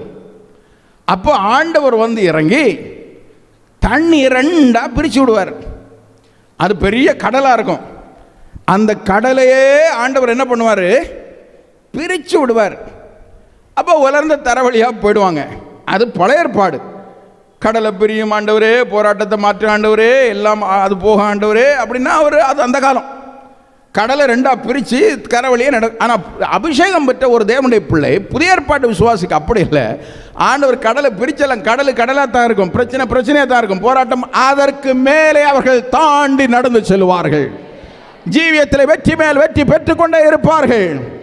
அது அங்கே இருக்கும். போராட்டம் ஒரு பக்கம் இருக்கும், பிரச்சனை ஒரு பக்கம் இருக்கும். பொறாமை கொண்ட மக்கள், எரிச்சல் கொண்ட மக்கள், உங்களுக்கு விரோதமான மனப்பான்மை கொண்ட மக்கள், அவர்கள் போராடி கொண்டே இருப்பார்கள், பிரச்சனை உண்டாக்கி கொண்டே இருப்பார்கள். ஆனால் அந்த தண்ணீருக்கு மேலே, அந்த பிரதிகூலங்களுக்கு மேலே தேவ ஜனங்கள் நடந்து சென்று கொண்டே இருப்பார்கள். அவர்களை ஒரு சக்தியும் தடுத்து நிறுத்த முடிவதில்லை, ஒரு வல்லமை அவர்களை தடுத்து நிறுத்த முடியாது. அவர்கள் அதற்கு மேலே நடந்து போய் கொண்டே இருப்பார்கள். அது அங்க இருக்கும், அது அங்க இருக்கும், அங்க கிடக்கும், பிரச்சனையாத்தான் இருக்கும். உலகம் அதை கண்டு அதிசயிக்கும். இவ்வளவு பிரச்சனையிலும், இவ்வளவு போராட்டத்திலும், இவ்வளவு கடன் பிரச்சனைகளும் எப்படி இவர்களால் மகிழ்ச்சியா இருக்க முடிகிறது என்று உன்னை கண்டு உலகம் அதிசயிக்கப்பட்டு போகும். தண்ணீரிலே நடந்து போக வேண்டும். ஆனால் பேதுரு நடந்தான். இயேசுவின் மேல் இருந்த தன்னுடைய கண்ணை எடுத்து அவன் சுற்றிலும் பார்த்தபோது, அதை கண்டபோது அடுத்த செகண்ட் அவன் அமிழ்ந்து போகிறான். அப்போ நம்முடைய ஆண்டவருடைய அன்பை பாருங்கள். டேய், என் மேல நீ வச்ச கண்ணை எடுத்துட்டல, போ, முங்கி அதோட போ. அவர் விட்டாரா? அவர் விடவில்லை. அடுத்த செகண்ட் அவனுடைய கையை பிடித்து அவனை தூக்கி, ஹல்லேலூயா, நீ மூழ்கி போக மாட்டாய். கடந்த காலங்களில் ஒருவேளை இயேசுவின் மேல் இருந்த கண்ணை நீ எடுத்திருக்கலாம். உன் வாழ்க்கையில் ஜெப வாழ்க்கை காணாமல் போயிருக்கலாம். உன் ஜீவியத்தில் இருந்த பரிசுத்தம் உன்னை விட்டு பறந்து போயிருக்கலாம். நீ ஆண்டவர் மேல் வைத்த விசுவாசம் குறைந்து போயிருக்கலாம். அது நிமித்தம் சில வேதனைகளையும் நீ அனுபவித்துக் கொண்டிருக்கலாம். இன்றைக்கு இயேசு உங்களுக்கு சொல்கிறார், இன்று உங்கள் கரம் பிடித்து உங்களை அவர் தூக்குவார். உங்களை கரம் பிடித்து தூக்குவார். நீ மூழ்கி போக தேவன் அனுமதிக்க மாட்டார். உன் குடும்பம் மூழ்கி போக தேவன் அனுமதிக்க மாட்டார். உன் பிள்ளைகள் அழிந்து போக தேவன் அனுமதிக்க மாட்டார். உன் சரீரம் அழிந்து போக தேவன் அனுமதிக்க மாட்டார். உன் பொருளாதாரம் அழிந்து போக தேவன் அனுமதிக்க மாட்டார். அவர் உன்னை தூக்கி எடுக்கிற தேவன். இந்த 23ஆம் நாள் தேவ சமூகத்தில் வந்திருக்கிற தேவனுடைய பிள்ளையே, அவருடைய கரம் உன்னை தூக்கி மேலே எடுக்கும். நீ அமிழ்ந்து போக உன்னை விட மாட்டார். நீ எப்போ மூழ்கி போவா, எப்போ அமிழ்ந்து போவா, எப்போ தாழ்ந்து போவா என்று உலகம் உன்மேலே கண் வைத்து பார்த்து கொண்டிருக்கிறது. ஆனால் நீ ஆராதிக்கிற தேவன் உன்னை மூழ்கி போக விட மாட்டார். நீ ஜெபிக்கிற தேவன் உன்னை மூழ்கி போக விட மாட்டார். மாறாக உன்னை கரம் பிடித்து தூக்கி எடுக்கிற நேரம் இது. இந்த வசனத்தை கேட்கும் போது இந்த 23ஆம் நாளிலே குடும்பம் குடும்பமாய் உன்னை கரம் பிடித்து மேலே தூக்கி எடுக்கிற நேரம் இது. இயேசு உன்னை தூக்கி எடுப்பார். உன் பொருளாதாரத்தை தூக்கி நிறுத்துகிறார். உன் வருமானத்தை தூக்கி நிறுத்துகிறார். இழந்து போன சுகத்தை தூக்கி நிறுத்துகிறார். உன்னை எல்லா நிலைமைகளிலும் தூக்கி நிறுத்துகிற தேவன் அவர். எஸ், உன்னை தூக்கி நிறுத்துகிற தேவன் அவர். அடுத்த நொடி பொழுது அவனை தூக்கி எடுத்து அடுத்து தோளை போட்டு கொண்டு போனார். பைபிளில் இருக்கு இல்ல? மறுபடியும் அவனை தண்ணீரிலே நடக்க வைத்தே அவனை போட்டிலே கொண்டு போய் சேர்த்தார். நம்மை கரம் பிடித்து நடக்க பழக்குகிற தேவன். உங்கள் கண்கள் தேவனை நோக்கி பார்க்கட்டும். உங்கள் கண்கள் இயேசுவை நோக்கி பார்க்கட்டும். இந்த 23ஆம் நாள் தேவ சமூகத்திலே கடந்து வந்த தேவனுடைய பிள்ளையே, ஒரு மனிதனை பார்க்கும்படி நீங்கள் வரவில்லை. மனிதனுடைய சத்தத்தை கேட்கும்படி வரவில்லை. உன்னை உண்டாக்கின சிருஷ்டிகர்த்தா அவனுடைய முகத்தை நோக்கி பார்க்கும்படி வந்தீர்கள். நாம் அவருடைய முகத்தை நோக்கி பார்த்து கொண்டிருக்கிறோம். வேதம் சொல்லுகிறது, அவர்கள் அவரை நோக்கி பார்த்து பிரகாசம் அடைந்தார்கள். அவர்களுடைய முகங்கள் வெட்கப்படவில்லை. நீ தேவனை நோக்கி பார்த்தால் நீ வெட்கப்பட மாட்டாய். உன்னை வெட்கத்திற்கு உட்பட பண்ண மாட்டார். வெட்கத்திற்கு உட்படுத்த மாட்டார். உன்னுடைய வெட்கத்தில் இருக்க பதிலாக இரண்டத்தனையான பலனை உனக்கு கொடுக்கும்படி இயேசுவின் அருகில் நிற்கிறார். இரண்டத்தனையான பலனை, நூறத்தனையான பலனை இயேசுவினுக்கு திரும்ப கொடுப்பார். ஆண்டவருக்கு ஸ்தோத்திரம் உண்டாவதாக. அந்த முகத்தை மாத்திரம் அவரை விட்டு நீ விலக்காதே. வேத புஸ்தகத்தில் யாபேஸ் என்ற ஒரு மனுஷன், அவன் தன்னுடைய வாழ்க்கை முழுவதும் சாபக்கட்டுகளால் நிறைந்திருந்தாலும், தன் வாழ்க்கை முழுவதும் வேதனையால் நிறைந்திருந்தாலும், துக்கத்தின் மகன் என்று அர்த்தம் கொள்ளுகிற அந்த பெயரை யாபேசுக்கு அவனுடைய தாயே போட்டிருந்தாலும், அவனுடைய ஜீவியம் முழுவதும் சாபங்கள் நிறைந்திருந்தாலும், ஒரு கட்டம் வந்தபோது அவனை குறித்து வேதத்திலே நாம் படிக்கிறோம், யாபேஸ் இஸ்ரவேலின் தேவனை நோக்கினான். யாபேஸ் இஸ்ரவேலின் தேவனை நோக்கி ஜெபம் பண்ண ஆரம்பித்தான். நீர் என்னை ஆசீர்வதிக்க வேண்டும், நீர் தீங்குக்கும் துக்கத்திற்கும் என்னை விலக்கி காக்க வேண்டும். வேதம் சொல்லுகிறது, அவர்கள் அவரை நோக்கி பார்த்து பிரகாசம் அடைந்தார்கள் அல்லவா? அதுபோல யாபேஸ் தேவனை நோக்கி பார்த்தான். அவன் வேண்டிக் கொண்டதை அவன் தேவனாகிய கர்த்தர் அவனுக்கு அருளினான். God granted his request. அவன் எதை வேண்டிக் கொண்டானோ அதை பரலோகத்தின் தேவன் அவனுக்கு அருளி செய்தார். நீங்கள் என்னென்ன காரியம் ஒருவேளை வாயின் வார்த்தைகளால் சொல்ல முடியாவிட்டால் கூட உன் இருதயத்தின் ஆழத்தில் இருக்கிற அங்கலாய்ப்பை அறிகிற தேவன் நம்முடைய மத்தியில் உலாவுகிறார். நம்முடைய இருதயத்தின் ஆழத்தில் கதறுகிற கதறுதலை, அந்த வேதனையை அறிகிற தேவன் நம்முடைய மத்தியிலே உண்டு. நாம் தண்ணீரிலே நடந்து போக வேண்டும். சபை தண்ணீரிலே மூழ்காது. நோவாவின் காலத்தில் ஆண்டவர் ஒரு பேழையை செய்ய சொன்னார். பேழைக்குள்ள அந்த குடும்பத்தை ஏற சொன்னார். மழை பூமியிலே பெய்தது, தண்ணீர் பெருவெள்ளம் பெருக்கெடுத்து ஓடினது. ஆனால் நோவா அவனுடைய குடும்பம் அந்த பேழை தண்ணீருக்கு மேலே மிதந்து கொண்டே இருந்தது. மேலிருந்து கீழே வருகிற தண்ணீர் அது மனுக்குலத்தின் மேல் வருகிற பிரச்சனைகள், பிரதிகூலங்களை குறிக்கிறது, போராட்டங்களை குறிக்கிறது. ஆனால் சபைக்குள்ளே நீ இருப்பாயானால், சபை என்கிற பேழைக்குள்ளே நீ இருப்பாயானால் அது தண்ணீருக்கு மேலே மிதந்து கொண்டே இருக்கும். ஹல்லேலூயா. தண்ணீர் அதை அமிழ்த்தாது. வேத புஸ்தகத்திலே 2 பேழைகளை குறித்து நாம் படிக்கிறோம். அங்கே நோவா செய்த ஒரு பேழை, அதுபோல மோசே, சின்ன குழந்தை மோசையை வைத்து தண்ணீருக்குள்ளே ஒரு பேழையில் வைத்து, அந்த நாட்களிலே ஒரு சட்டம் இருந்தது எகிப்திலே, ஆண் குழந்தைகள் எபிரேயர்களுக்கு பிறந்தால், அது ஆண் குழந்தையாக இருந்தால் அந்த குழந்தையை கொண்டு போய் தண்ணீரில் போட்டுவிட, நைல் நதியிலே போட்டுவிட வேண்டும். இது அவர்களுக்கு கொடுக்கப்பட்ட ஒரு சட்டம். எல்லா குழந்தைகளும் அவ்வனமாய் போடப்பட்டது. எத்தனையோ குழந்தைகள் தண்ணீரிலே விழுந்து மரித்தது. ஆனால் மோசே என்கிற ஒரு குழந்தை பிறந்தபோது அந்த குழந்தையையும் கொண்டு தண்ணீரில் போட்டார்கள். ஆனால் மற்ற குழந்தைகளுக்கும் இதற்கும் ஒரு வித்தியாசம். என்ன வித்தியாசம்? இதற்கு ஒரு பேழையை செய்து, அந்த நாணல்னாலே ஒரு பேழையை செய்து அதற்குள்ளே வைத்து தண்ணீரில் போடப்பட்டது. தண்ணீர் என்பது உலகம் இல்லையா? அங்கே முதலைகள் கிடக்கிறது, நைல் நதியிலே முதலைகள் கிடக்கிறது. ஆனால் தண்ணீருக்குள்ளே போடப்பட்ட மோசையை அவன் பேழைக்குள் இருந்தபடினாலே உலகத்தில் இருந்த முதலைகளால் அதை தொட முடியவில்லை. அந்த பேழைக்குள் இருந்த மோசே குழந்தை காப்பாற்றப்பட்டான். நம்முடைய பிள்ளைகள் இருக்கிறாங்க, சந்தோஷம். நம்முடைய பிள்ளைகள் கூட பேழைக்குள்ளே, தேவ சபைக்குள்ளே இருக்க வேண்டும். ஹல்லேலூயா. பிள்ளைகள் தேவனுடைய ஆலயத்திற்கு வர நீங்கள் முக்கியத்துவம் கொடுக்க வேண்டும். ஞாயிற்றுக்கிழமை ஆனால் சண்டே ஸ்கூலுக்கு வரும்படி பிள்ளைகளுக்கு வருவதற்கு பிள்ளைகளுக்கு பெற்றோர் உற்சாகப்படுத்த வேண்டும். பிள்ளைகளை நீங்கள் பேழைக்குள்ளே வைக்க வேண்டும். பேழைக்குள்ளே பாதுகாப்பு இருக்கிறது. பேழைக்குள் வைத்து அப்புறம் உலகத்துக்கு போட்டு எந்த முதல்ல வந்தாலும் பிள்ளையை தொடவே முடியாது. ஹல்லேலூயா. இல்லைன்னா நிறைய முதலைகள் இருக்கு. உன் ஆம்பளை பிள்ளைய, உன் பொம்பளை பிள்ளைய விழுங்கி சர்வநாசம் பண்ண முதலைகள் வாய்ப்பிழந்திருக்குது. ஆனால் அந்த முதலைகளால் ஒன்றும் செய்ய முடியாது. பிள்ளை பேழைக்குள்ளே இருக்க வேண்டும். ஆண்டவருக்கு ஸ்தோத்திரம் உண்டாவதாக. ஆகவே அருமையான தேவனுடைய பிள்ளைகளே, அவன் கையை பிடிச்சு தூக்கி ஆண்டவர் போட்டில் கொண்டு வருகிறார். ஆக நடக்க தண்ணீரின் மேல் ஒரு விசுவாசி எவைகள் மேல் நடக்க வேண்டும்? முதலாவது, அவர்கள் தண்ணீரின் மேலே நடக்க வேண்டும். உலகத்தின் மேலே, பிரச்சனைகளுக்கு மேலே, பிரதிகூலங்களுக்கு மேலே நாம் நடக்க பழக்குவிக்கிற தேவன் நம்முடைய ஆண்டவர். கையை பிடிச்சு நடத்துவார். அந்த தண்ணியில் மூழ்கி போகும்படி நம்முடைய ஆண்டவர் ஒரு நாளும் அனுமதிக்க மாட்டார்.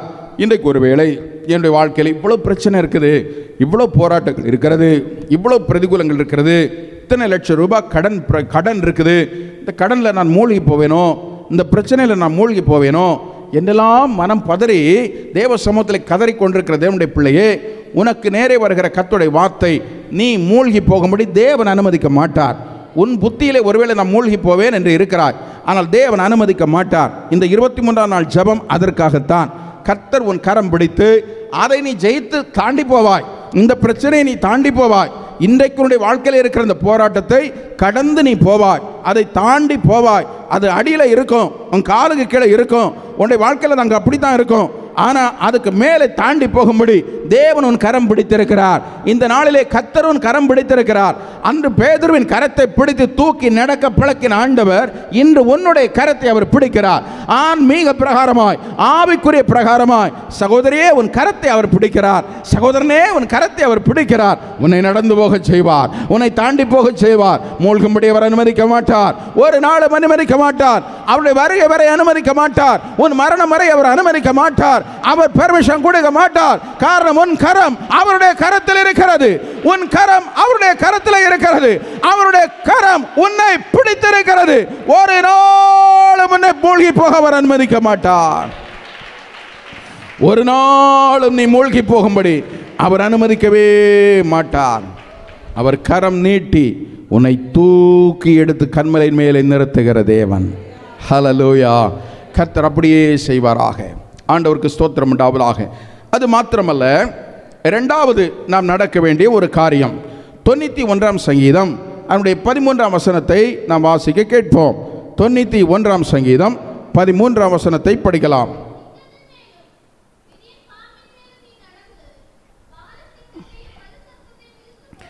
நடந்து மிதித்து போடுவாய், சிங்கத்தின் மேலும் விரியன் பாம்பின் மேலும் நீ நடந்து, பால சிங்கத்தையும் வலு சர்ப்பத்தையும் நடந்து அதை நீ மிதித்து போடுவாய். முதலாவது, தண்ணீரின் மேல் நீ நடக்க வேண்டும். உலகத்திலும் அதில் உள்ள பிரச்சனைகளுக்கு மேலே உன்னை நடந்து போகும்படி தேவன் செய்வார். அதை மாற்றி தந்து அல்ல, அதை பிளந்து அல்ல, முற்றிலுமாய் மாற்றி தந்தல்ல. அது அங்கே அப்படி தான் இருக்கும். உன்னை பரியாசம் பண்ணுறோம், பரியாசம் பண்ணிக்கிட்டே தான் இருப்பான். உனக்கு விரோதமாக பில்லி சூனியம் பண்ணுறோம், பண்ணிக்கிட்டே தான் இருப்பான். உனக்கு விரோதமாக பிரச்சனை உண்டாக்குறோம், பண்ணிக்கிட்டே தான் இருப்பான். ஆனால் அவனுடைய கண்களுக்கு முன்பதாகவே தாவீது சொல்லுகிறார், என் சத்துருக்களின் கண்களுக்கு முன்பதாக நீர் எனக்கு ஒரு பந்தியை ஆயத்தப்படுத்தி. சத்ருவாக தான் இருப்பான், அவன் மாற மாட்டான். அவன் கண்ணு காணவே உன்னையும் உன் குடும்பத்தை உன் பிள்ளைகளை மாசுபைத்து கர்த்தர் உயர்த்துவார். அவன் அப்படிதான் இருப்பான். சத்ரு அப்படிதான் இருப்பான். பிரச்சனை அப்படிதான் இருக்கும். போராட்டம் அப்படிதான் இருக்கும். நீ அதை தாண்டி செல்லுவாய். இரண்டாவதாக, சிங்கத்தின் மேலும் விரியன் பாம்பின் மேலும் நீ நடப்பாய். அதற்கு மேலே கர்த்தர் உன்னை நடக்க பண்ணுவார். நம்ம நடக்கணும். தண்ணிக்கு மேலே மட்டும் இல்லை பாருங்க, சிங்கத்துக்கு மேலே நடக்கணுமா. விரியன் பாம்பின் மேலே நீ நடக்க வேண்டுமா. பால சிங்கம் அப்படின்னா சிங்கம் தான் அது இளமையான சிங்கம். அப்போ வலு சர்ப்பம், அது விஷம், கொடிய விஷம் உள்ளது. இவைகள் மேல் நீ நடப்பாய். சிங்கம் என்பது விழுங்கக்கூடியது, சர்ப்பம் என்பது கடித்து கொள்ளக்கூடியது. இந்த ரெண்டின் மேலேயும் நீ நடப்பாய் என்று வேதம் சொல்லுகிறது. சிங்கம் என்றால் என்ன, வலு சர்ப்பம் என்றால் என்ன? இந்த ரெண்டையுமே மனுக்குலத்தின் சத்ருவாகிய சாத்தானோடு ஒப்பிட்டு வேதம் சொல்லுகிறது. உலகத்திலே தேவனுடைய பிள்ளைகளுக்கு ஒரு சத்ரு உண்டு.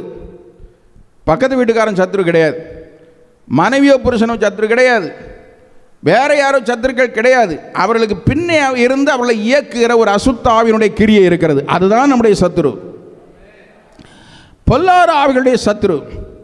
நமக்கு போராட்டம் வம்சத்தோடு இரத்தத்தோடு மட்டுமல்ல, துரைத்தனங்களோடும் அதிகாரங்களிலும் பிரபஞ்சத்தின் அந்தகார வல்லமையோடும் வானமண்டலத்தில் உள்ள பொல்லாத ஆவிகளின் சேனைகளோடும் நமக்கு போராட்டம் உண்டு.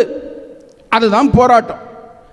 அசுத்த ஆவிகளுடைய வல்லமைகள் சிங்கம், விரியன் பாம்பு. ஆனால் இந்த ரெண்டுக்கு மேலேயும் ஒரு தேவனுடைய பிள்ளை நடக்க வேண்டும். அதுக்கு இருக்கும், சிங்கம் இருக்கும். எப்படி நடக்கிறது? முன்ன கிட்ட போகிறதே பயம். பாம்பு, விரியன் பாம்பு, கட்டு விரியன் பாம்பு, விஷப்பாம்பு கீழே போட்டுட்டு அதை மிதிச்சு போனா நடக்குமா? இல்லை. இந்த ரெண்டுக்கு மேலேயும் இங்கே உட்கார்ந்திருக்கிற உங்கள் ஒவ்வொருவருக்கும் தேவன் ஒரு அதிகாரத்தை கொடுக்கிறார், பவர். அவைகளை மேற்கொள்ளும் அதிகாரம் ஜெபிக்கிற ஒரு தேவனுடைய பிள்ளைக்கு உண்டு. ஆண்டவருக்கு ஸ்தோத்திரம் உண்டாவதாக. நீ ஜெயிக்க, நமக்கு இருக்கிற அதிகாரத்தை நம்ம பயன்படுத்தணும். ஜெபம் முக்கியம் நமக்கு. அதே நேரத்தில் நமக்கு இருக்கிற அதிகாரத்தை தேவனுடைய பிள்ளைகள் வாழ்க்கையில் பயன்படுத்தணும். ஒரு IAS எக்ஸாம் எழுதி முடித்த ஒரு பேட்சுக்கு கலெக்டர் ஆவதற்கான செலெக்ஷன் நடந்தது. அப்போ கலெக்டராக அப்பாயின்மெண்ட் பண்ணுவதற்கு முன்பு இன்டர்வியூ வைப்பாங்களே கடைசியாக. அப்போ இன்டர்வியூ வைப்பது, நேர்முக தேர்வு வைப்பதற்காக அத்தனை பேரை அழைத்தார்கள். முதலாவது ஒருவனை ஒரு அழுக்கடைந்த அறையிலே கொண்டு போய் நீ உள்ளே போய் உட்காருன்னு சொன்னாங்க. அதான் உன் ஆஃபீஸ். அவன் உள்ளே போனான், IAS ஆஃபீஸர். உள்ளே போனால் எல்லாம் அழுக்கடைஞ்சிருக்கு. பட்டா ஒரு டர்க்கியை எடுத்தான், அடித்தான், தொடச்சான், எல்லாம் பட்ட எல்லாம் நீட்டாக க்ளீன் பண்ணி உட்காந்துருந்தான். ரெண்டாவது ஒரு ஆளை கூட்டாங்க, நீ போய் அந்த அழுக்கடைஞ்ச ரூமில் உட்காந்து. அவனும் வந்தான் பாருங்க, அடித்தான், அதை பண்ணான், விளக்கு மாறுங்கன்னு பார்த்தான், எல்லாம் பெருக்கினான், எல்லாம் பண்ணான், எல்லாம் க்ளீன் பண்ணி படாருன்னு உட்காந்தான். அப்படி பலரும் வந்தாங்க.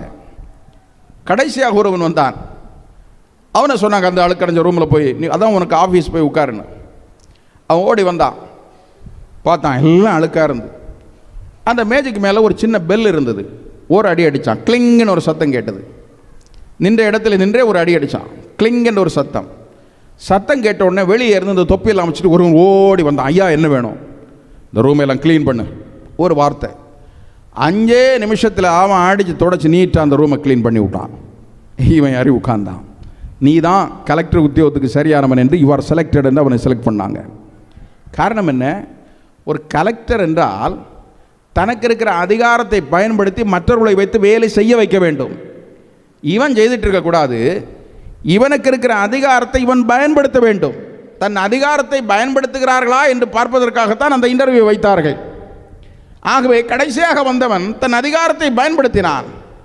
ஒரு தேவனுடைய பிள்ளை இந்த இடத்துல வந்து ஜெபிக்கிற தேவனுடைய பிள்ளை, உனக்கு இருக்கிற அதிகாரத்தை நீ பயன்படுத்த வேண்டும். சத்துருவின் மேலே உனக்கு ஜெயத்தை அவர் தந்திருக்கிறார். என் நாமத்தினாலே பிசாசுகளை துரத்துவீர்கள். அது தேவன் உங்களுக்கு கொடுத்திருக்கிற அதிகாரம்.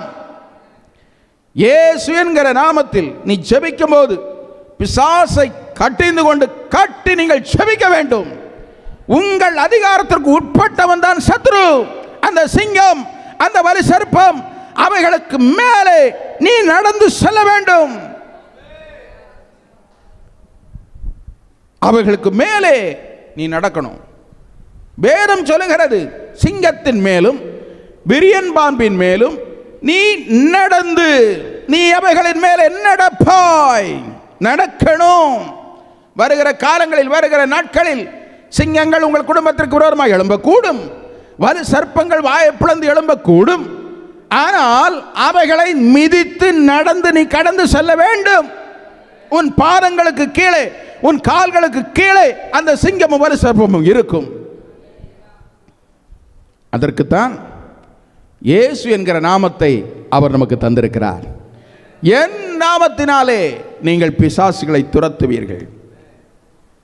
ஒரு யோகியின் மறுபிறப்பு என்ற ஒரு புத்தகம் நான் சில வருடங்களுக்கு முன்னே வாசித்தேன். வட இந்தியாவிலே வாழ்ந்த ஒரு மனிதனுடைய சாட்சி புத்தகம் அது.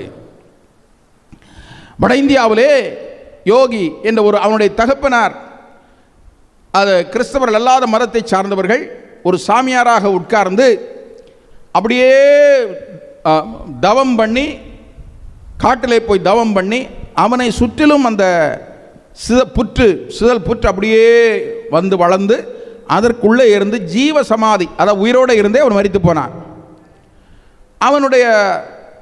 அவன் மரித்த பிறகு அவனுடைய மனைவி சாரதா, அவள் ஒரு மிஷனை ஏற்படுத்தி, சாரதா மிஷன் மடம் என்ற ஒன்றை ஏற்படுத்தி அந்த மடத்திற்கு அவள் போய்விட்டாள்.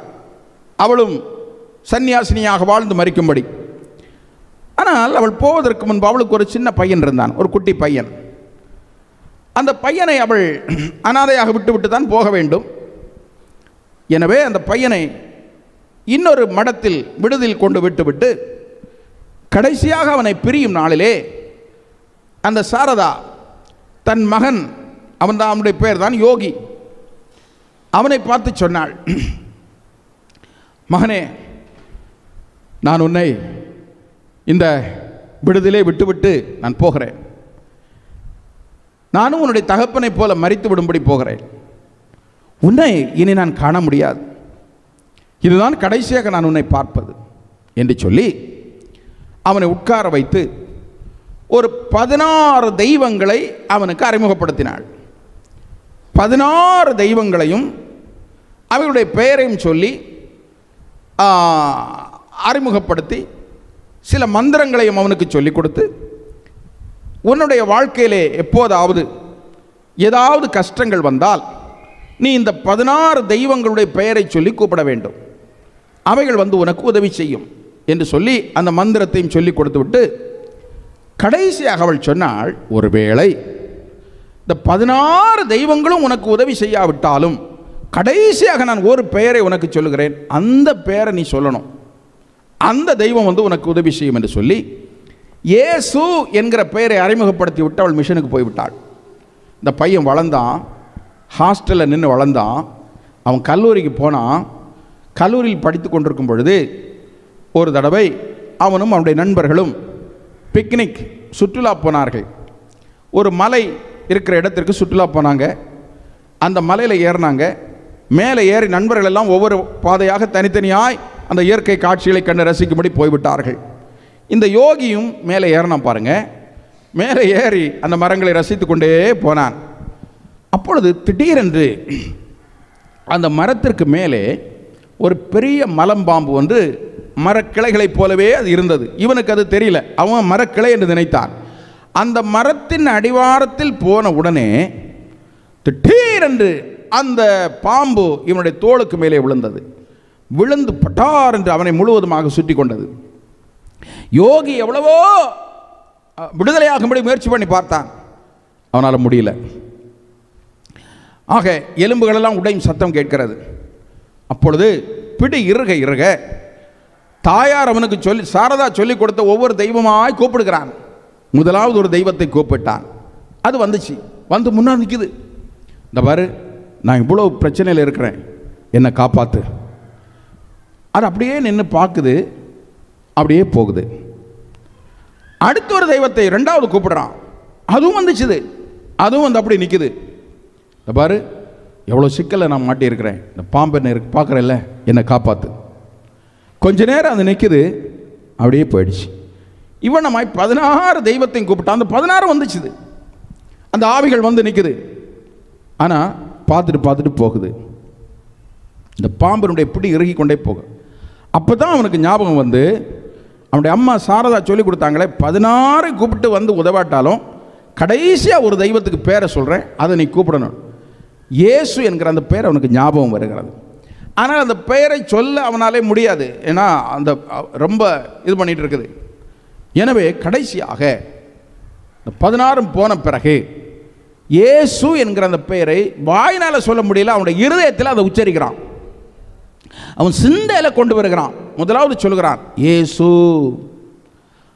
அப்படி அவன் சொல்லவும் அதுவரை கொஞ்சம் கொஞ்சமாக இறுகி கொண்டிருந்த அந்த பிடி கொஞ்சம் அப்படி நிற்க ஆரம்பிச்சது. மறுபடியும் இயேசு என்று சொல்ல ஆரம்பித்தான், இன்னும் கொஞ்சம் பிடி விலக ஆரம்பிச்சு. மறுபடியும் இயேசு என்று சொல்ல ஆரம்பித்தான், இன்னும் கொஞ்சம் தளர ஆரம்பிச்சு. அடுத்து வாயினால் அவனால் சொல்ல முடிஞ்சுது. இப்போ மெதுவாக இயேசு என்று சொல்ல ஆரம்பித்தான். இயேசு இயேசு. ஒவ்வொரு முறையும் அவன் சொல்ல சொல்ல சொல்ல கொஞ்சம் கொஞ்சமாக அந்த பிடி தளர்ந்து கொண்டே போனது. கடைசியாக சத்தம் போட்டு இயேசுவை சொல்ல ஆரம்பித்தான். பிடி முழுவதுமாக பல விதங்களில் பல ரூபங்களில் உங்களுக்கு விரோதமாக வரும். பக்தனாகி யோசேப்புக்கு முன்பதாக போத்திப்பாரின் மனைவி என்கிற ரூபத்திலே சிங்கம் வந்தது. அவன் அதை அடித்து வீழ்த்தி ஜெயித்தான். அவன் சிங்காசனத்திலே அமர்த்தப்பட்டான். சிங்கத்தை ஜெயிக்க வேண்டும்.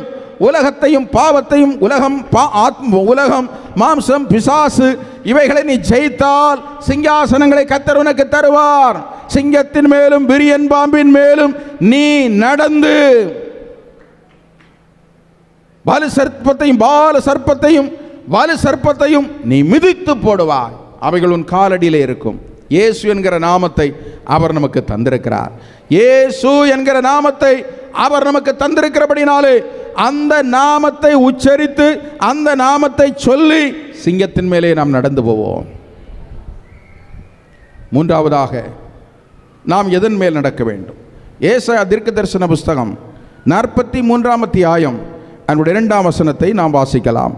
ஏசாயா தீர்க்கதரிசன புஸ்தகம் 43ஆம் அத்தியாயம் அதனுடைய 2ஆம் வசனத்தை படிக்கலாம்.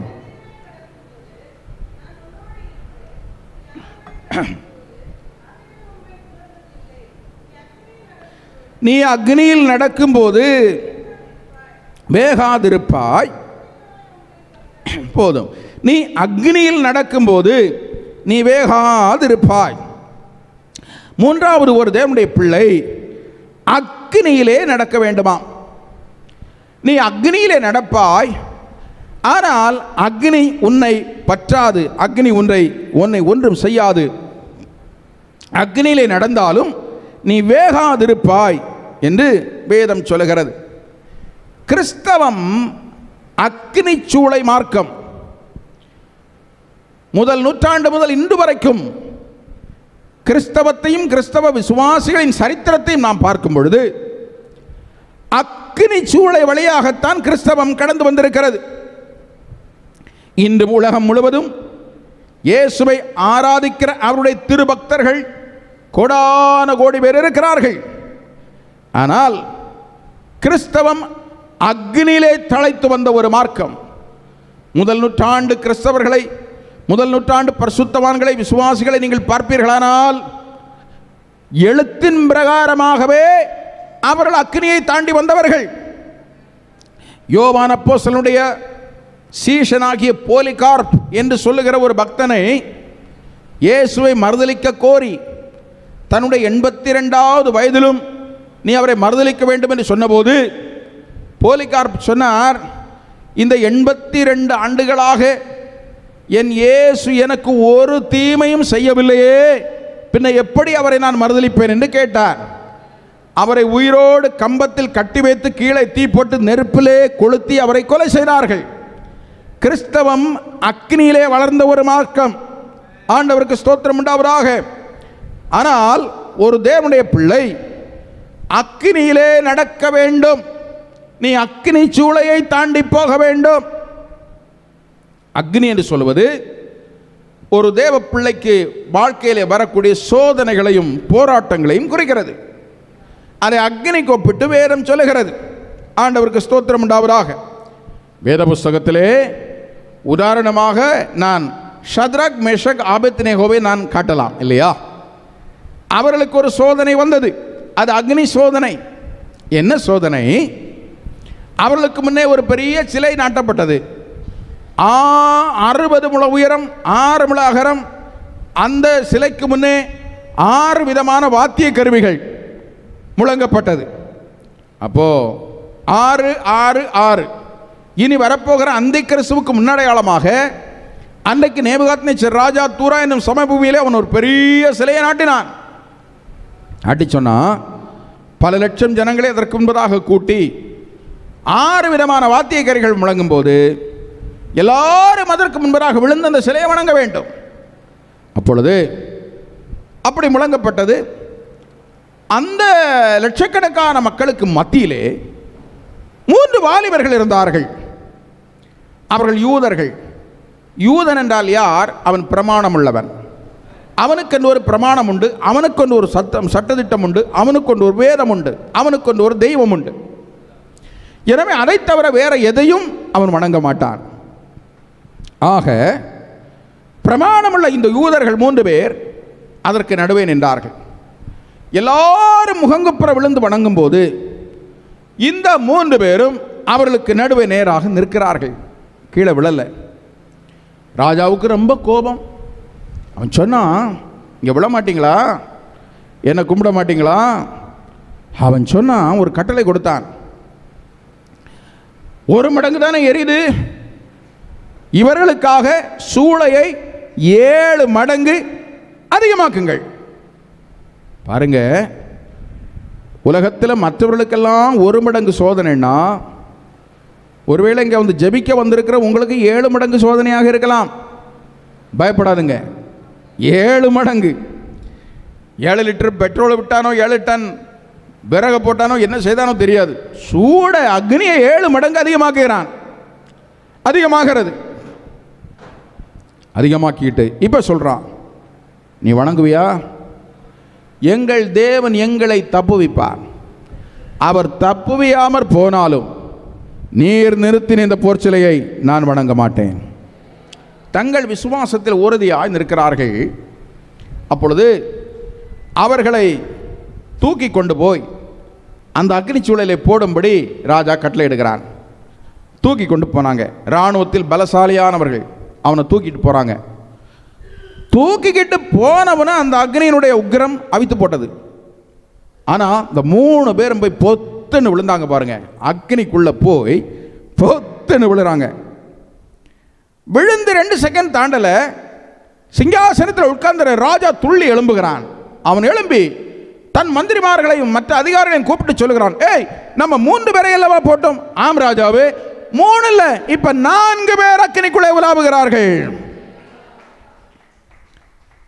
ஆண்டவரே இறங்கி வந்துட்டார் பாருங்க.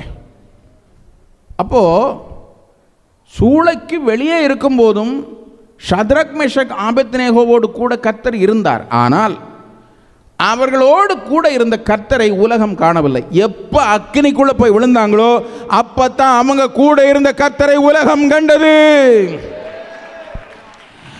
உன்னோடு கூட இருக்கும் தெய்வத்தையும் உன் வாழ்க்கையில செய்கிற அற்புத கிரியைகளும் உலகம் காண வேண்டுமானால் சில சந்தர்ப்பங்களிலே நாம் அக்கினிக்குள்ளே போய்த்தானாக வேண்டும். நீ அக்கினிக்குள்ளே போவது உன்னை அழைக்கும்படியாக அல்ல. அக்கினிக்குள்ளே நீ வேக மாட்டாய். அழிந்து போக மாட்டாய். அந்த அக்கினிக்குள்ளே வைத்துத்தான் தேவனுடைய கரம் முன்னோடு இருப்பதை உலகம் காணும். அவருடைய அற்புத கிரியைகள், அவருடைய அற்புத செயல்பாடுகள் நீ அக்னியிலே நடந்து போகும்போது வெளிப்படும். ஹல்லேலூயா.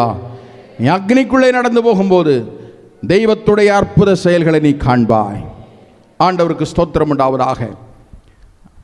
இன்றைக்கு ஒரு வேளை உன் குடும்பத்தை சுற்றி அக்னி எரிந்து கொண்டே இருக்கலாம். நான் எரிஞ்சு போவனோ, அழிஞ்சு போவனோ, சாம்பலாகி போவனோ என்று எண்ணாதே.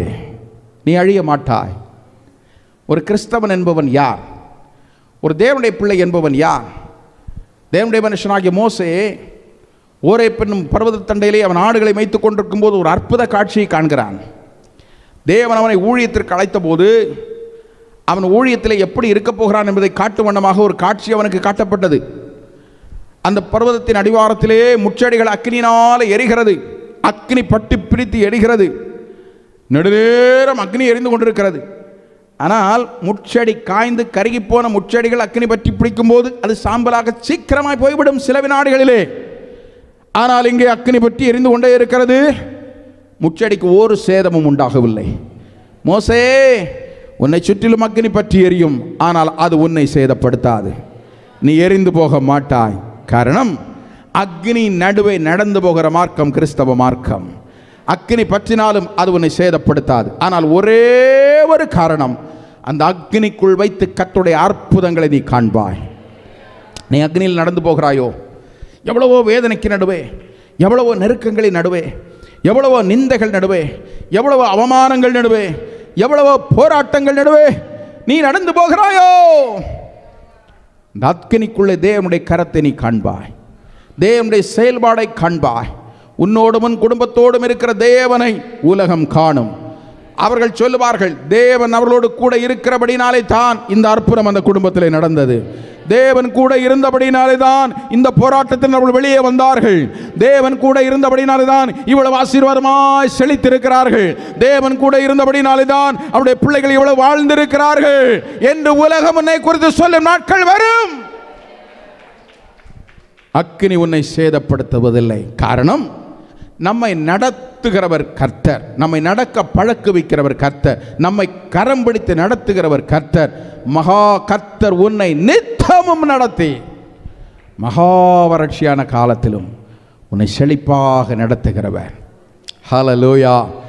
தண்ணீரின் மேல், உலகத்தின் மேல், பிரச்சனைகளின் மேல் உன்னை நடந்து போக பண்ணுவார். நீ மனம் கலங்காதே. சிங்கத்தின் மேலும் விரியன் பாம்பின் மேலும் உன்னை நடந்து போக பண்ணுவார். அவைகள் உன் காலுக்கு கீழே, அந்தகார வல்லமைகள் உன் காலுக்கு கீழே கத்திருந்த நாட்களை மாற்றுவார். அவைகளை நீ ஜெயிப்பாய். அவைகளை நீ மிதித்து தாண்டி போவாய். அது மாத்திரமல்ல, அக்னியிலே உன்னை நடக்கும்படி கர்த்தர் செய்வார். நீ வேகாதிருப்பாய். உன்னோடு கூட இருக்கிற கர்த்தரை உலகம் காணும். அந்த அக்னியை கர்த்தர் அவித்து போடுவார். அந்த அக்னியை கர்த்தர் ஒன்றுமில்லாமல் ஆக்கி போடுவார். சிங்கத்தின் மேலும் விரியன் பாம்பின் மேலும் நீ ஜெயமெடுப்பாய். மனம் பதறாதே. உன் இருதயம் கலங்காதிருப்பதாக. நீ தேவனிடத்தில் விசுவாசமாயிரு. தேவனிடத்தில் பண்ணின ஒவ்வொரு விண்ணப்பங்களுக்கும் அவர் உனக்கு பதில் கொடுத்து கொண்டே இருக்கிறார். கர்த்தர் அந்த அற்புதங்களை இன்றைக்கு செய்ய விரும்புகிறார். 23ஆம் நாள் காலை வேளையிலே அந்த அற்புதம் குடும்பத்தில் நடக்கும். உன் சரீரத்தில் நடக்கும். உன் பொருளாதாரத்தில் நடக்கும். உன் பிள்ளைகளுடைய வாழ்க்கையில் நடக்கும். உன்னுடைய எல்லா சூழ்நிலைகளும் நடக்கும்.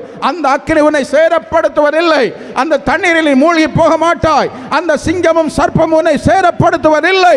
காரணம், நீ கர்த்தருடைய கரத்தில் இருக்கிறாய். நீ பேழைக்குள்ளே இருக்கிறாய். கர்த்தர் உன்னை பேழைக்குள்ளே வைத்திருக்கிறார். அவைகள் உன்னை சேதப்படுத்துவதில்லை. அதை இன்றைக்கு செய்ய விரும்புகிறார். நம்ம எல்லாரும் எழுந்து நிற்கலாம். சில நிமிடம், 5-10 நிமிடங்கள் நாம் கர்த்தருடைய பாதபடி அண்டையிலே கேட்போமாக. ஆண்டவரே, கரம் பிடித்த தெய்வம், என்னை நடக்க பண்ணுகிற தெய்வம், என்னை கைவிடாத தெய்வம், ஒரு நாள் உங்களை கைவிட மாட்டார். நம்ம எல்லாரும் எழுந்து நிற்கலாம். தேவ சமூகத்திலே கொஞ்ச நேரம் ஒரு விசை கூட அவர் கரம் பிடிப்பார். உங்களோருடைய கரத்தையும் அவர் பிடிப்பார். ஆண்டவரை நோக்கி விண்ணப்பம் பண்ணி ஜபித்து ஆசீர்வாதம் பெற்று நாம் கடந்து போக இருக்கிறோம். எல்லாரும் எழுந்து நிற்கலாம். கண்களை மூடி பரலோகத்தின் தேவனை நோக்கி பார்ப்போம். அவர் கிருபை கட்டளையிடுவார். உங்கள் மீது அவருடைய ஆவியை அளவில்லாமல் பொழிந்தருளுவார். நீ சிங்கத்தின் மேலும் விரியன் பாம்பின் மேலும் நடக்கும்படி கர்த்தர் ஒரு அற்புதத்தை கட்டளையிடுவார். தண்ணீரின் மேலே நடந்து போவாய். ஒரு காலத்திலே தண்ணீரை பிரித்த ஆண்டவர் இன்றைக்கு உனக்காக பிரித்து கொண்டிருக்க மாட்டார். அந்த தண்ணியாகவே இருக்கும், அந்த பிரச்சனையாகவே இருக்கும். அதுக்கு மேலே நீ நடந்து போவாய், அதை கடந்து போவாய். அது உன் காலின் கீழே இருக்கும். அமிழ்ந்தாலும் இயேசு உன்னை கைவிட மாட்டார், உன்னை தூக்குவார். எல்லாரும் கண்களை மூடும், ஒருவரும் கண்ணை திறக்க வேண்டாம். இது அற்புதங்களின் நேரம், இது அற்புதங்களின் நேரம். கர்த்தர் உன் கரம் பிடிக்கிற நேரம். உன் கரம் பிடித்து உன்னை நடத்துகிற தேவன். ஹல்லேலூயா. உன்னை கரம் பிடித்து, உன் கையை பிடித்து மகா வறட்சியான காலத்தில் உன்னை செழிப்பாய் நடத்துகிற தேவன் இதோ உன் அருகிலே நிற்கிறார். நம்முடைய அருகிலே அவர் நிற்கிறார். நம்முடைய அருகிலே அவர் நிற்கிறார். நம்முடைய அருகிலே அவர் நிற்கிறார். இந்த ஆலயத்திலே அவர் உலாவிக் கொண்டிருக்கிறார். நான் உன்னை விட்டு விலகுவதும் இல்லை, உன்னை கைவிடுவதும் இல்லை என்று வாக்கு பண்ண தேவன். கைவிடாமல் நம்மை நடத்துகிற தேவன். ஹல்லேலூயா, ஹல்லேலூயா, ஹல்லேலூயா. எஸ், அவருடைய பிரசன்னம் உன் சிரசின் மேலே இறங்கி கொண்டே இருக்கிறது. அந்த அக்கினியிலே நீ வேகாதிருப்பாய், அந்த தண்ணீரை கடந்து போவாய். சிங்கங்களும் வலு சர்ப்பங்களும் உனக்கு விரோதமாய் படம் எடுத்து வந்தாலும், சீறிக்கொண்டு நின்றாலும், அவைகளுக்கு மேலே அதிகாரத்தை தந்திருக்கிற தெய்வம் உன் அருகிலே நிற்கிறார். இன்று அந்த பிரச்சனைகளையும் போராட்டங்களையும் முற்றுவாய் மாற்றி போடுகிற தேவன் உன் அருகிலே நிற்கிறார். தேவனுடைய பிரசன்னம், தேவனுடைய மகிமை நம்முடைய ஆலயத்தை ஒரு விசை கூட நிறைத்து கொண்டே இருக்கிறது. எல்லாரும் தேவ பிரசன்னத்தால் நிறைந்து கண்களை மூடி ஆண்டவரை பார்த்து கேட்போம். ஆண்டவரே, தாண்டி செல்ல கிருபை கட்டளையிடுவீராக, தாண்டி செல்ல அந்த அபிஷேகத்தை கட்டளையிடுவீராக. கர்த்தர் தம்முடைய அபிஷேகத்தினாலே உங்கள் ஒவ்வொருவரையும் நிரப்பிக் கொண்டு இருக்கிறார். கர்த்தர் தம்முடைய ஆவியினாலே நம்ம ஒவ்வொருவரையும் ஒரு விசை கூட ஆளுகை செய்வாராக. ஆமென், ஆமென், ஆமென், ஆமென், ஆமென், ஆமென், ஆமென், ஆமென், ஆமென். ஆணை வாழ்ந்த கரங்களோடு உன்னை தொட்டு ஆசீர்வதிக்கும்படி இதோ நம்முடைய மத்தியில் எழுந்தருளி இருக்கிறார். ஆமென். துதிகளின் நடுவிலே வாசம் பண்ணுகிற தேவன், துதிகளின் நடுவிலே வாசம் பண்ணுகிற தேவன், துதிகளின் நடுவிலே வாசம் பண்ணுகிற தேவன். நீ தேவனை துதிக்க துதிக்க துதிக்க உன் அருகிலே அவர் எழுந்தருளுவார். உன் அருகிலே வந்து அவர் உன்னை தொடுவார். இந்த 23ஆம் நாள் உன்னுடைய நாள், உன்னுடைய ஆசீர்வாதங்களை பெற்றுக்கொள்ளுகிற நாள், உன்னுடைய சுகத்தை பெற்றுக்கொள்ளுகிற நாள், உன்னுடைய விடுதலையை பெற்றுக்கொள்ளுகிற நாள், சத்துருவின் மேலே ஜெயத்தை பெற்றுக்கொள்ளுகிற நாள். பில்லி சூனிய வல்லமைகள் உனக்கு விரோதமாய், உன் குடும்பத்துக்கு விரோதமாய் ஏவப்பட்ட பில்லி சூனிய வல்லமைகள் இதோ கட்டறுப்புண்டு போகிறது. இயேசுவின் நாமத்தில் அந்த காரியத்தில் ஒரு அற்புதம் நடந்து கொண்டே இருக்கிறது. இயேசுவின் நாமத்தில் இப்பொழுதே அந்த குடும்பங்களிலே ஒரு பெரிய அற்புதம் நடக்கிறது. அந்த குடும்பங்களிலே ஒரு பெரிய விடுதலை வியாபரிக்கிறது. அந்த குடும்பங்களிலே ஒரு பெரிய விடுதலை வியாபரிக்கிறது. கர்த்தர் கட்டுகளை உடைக்கிறார். இயேசுவின் நாமத்தில் உனக்கு விரோதமாய் கட்டப்பட்ட கட்டுகளை பரலோகத்தின் தேவன் உடைக்கிறார். பரலோகத்தின் தேவன் உடைக்கிறார். பரலோகத்தின் தேவன் உடைக்கிறார். பரலோகத்தின் தேவன் கட்ட அறுப்புண்டு போகும்படி செய்கிறார். எஸ், எஸ். இன்று கண்ட எகிப்தியனை இனி நீ என்றும் காணப்போவதில்லை. இனி நீ என்றும் காணப்போவதில்லை. இன்றைக்கே ஒரு விடுதலை அவர் கட்டளையிடுகிறார். இன்றைக்கே ஒரு விடுதலை அவர் கட்டளையிடுகிறார். அதை பெற்றுக்கொள்வோமாக. இன்றைக்கே ஒரு விடுதலை கட்டளையிடுகிறார்.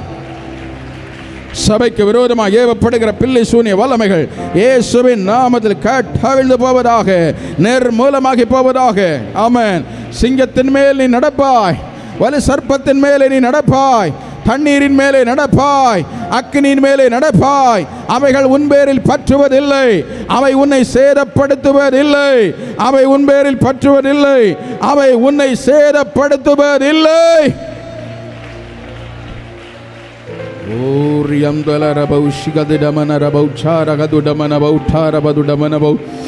Jesus, hallelujah, hallelujah.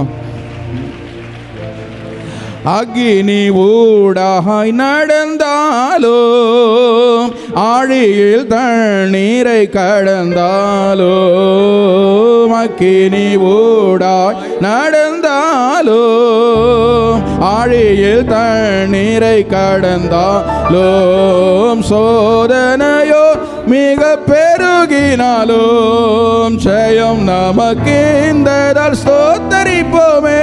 அற்புதமே அவர் நடத்துதலே, ஆனந்தமே பரமானந்தமே, நன்றியால் உள்ளமே மிக பொங்கிடுதே. நாம் அல்லேலூயா துதி சாற்றிடுவோம். நன்றியால் உள்ளமே மிக பொங்கிடுதே.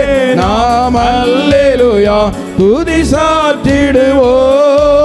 அக்கினி ஊடாய் நடந்தாலும், ஆழியில் தண்ணீரை கடந்தாலும் அக்கினி ஊடா நடந்தாலும் ஆழியில் தண்ணீரை கடந்தாலும் சோதனையோ மிக பெருகினாலும் ஜெயம் நமக்கு இந்த சோதரிப்போமே.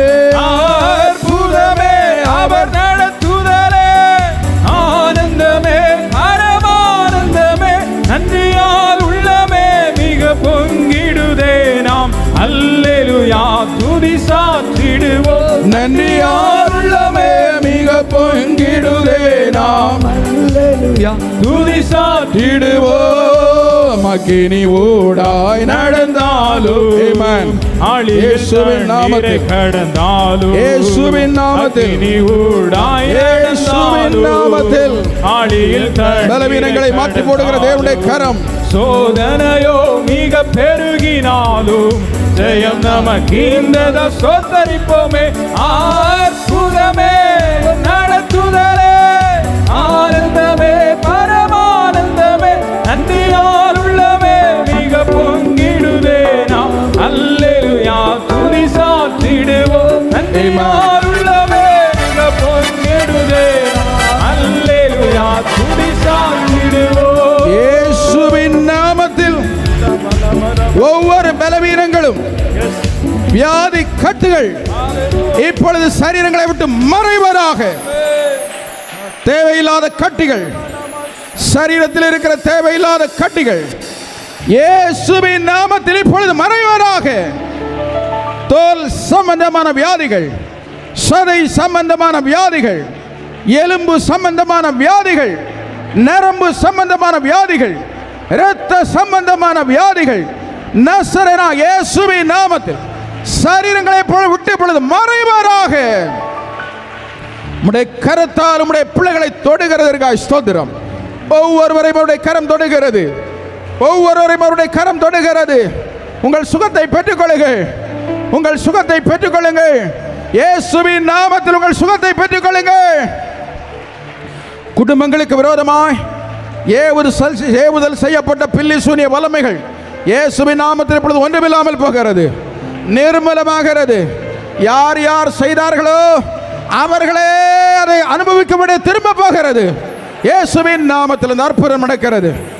கீழ்ப்படியாத பிள்ளைகள், அவருடைய உள்ளத்தில் கிரியை செய்த அசுத்தாவிகள் இப்பொழுது வெளியேறுகிறது. இயேசுவின் நாமத்தில் இந்த அற்புதம் வெளியேற நடக்கிறது.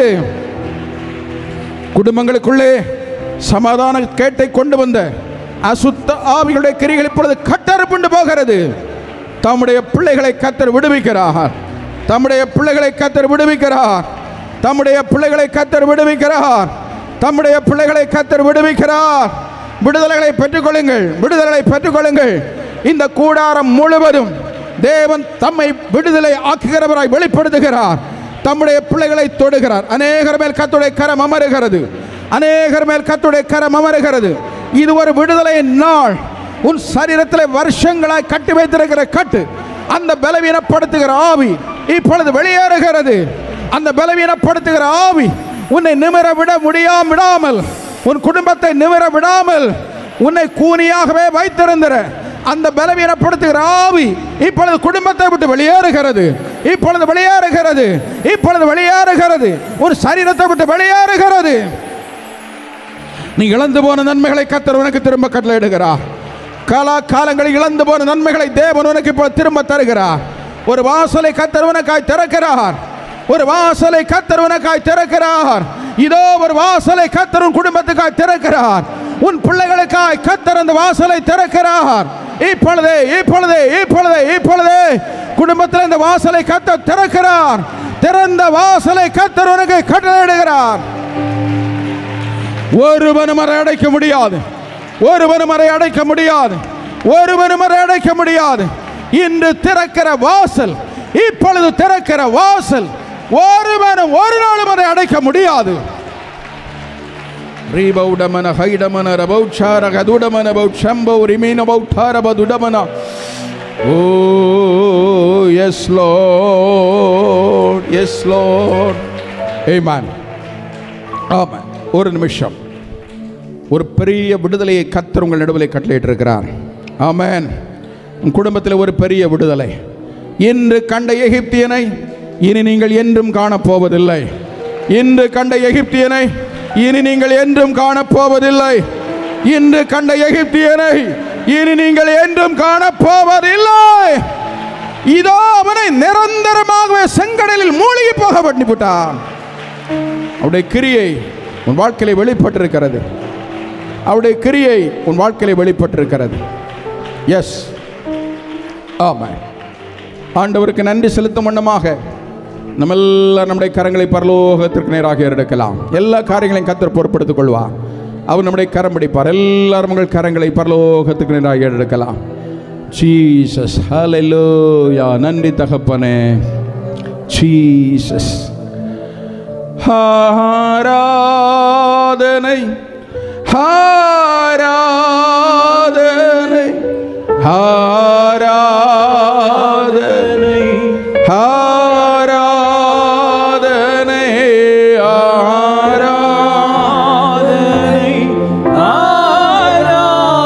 ஆராதனை ஆராதனை ஆராதனை அன்பரேசுராஜனுக்கே ஆவியான தேவனுக்கே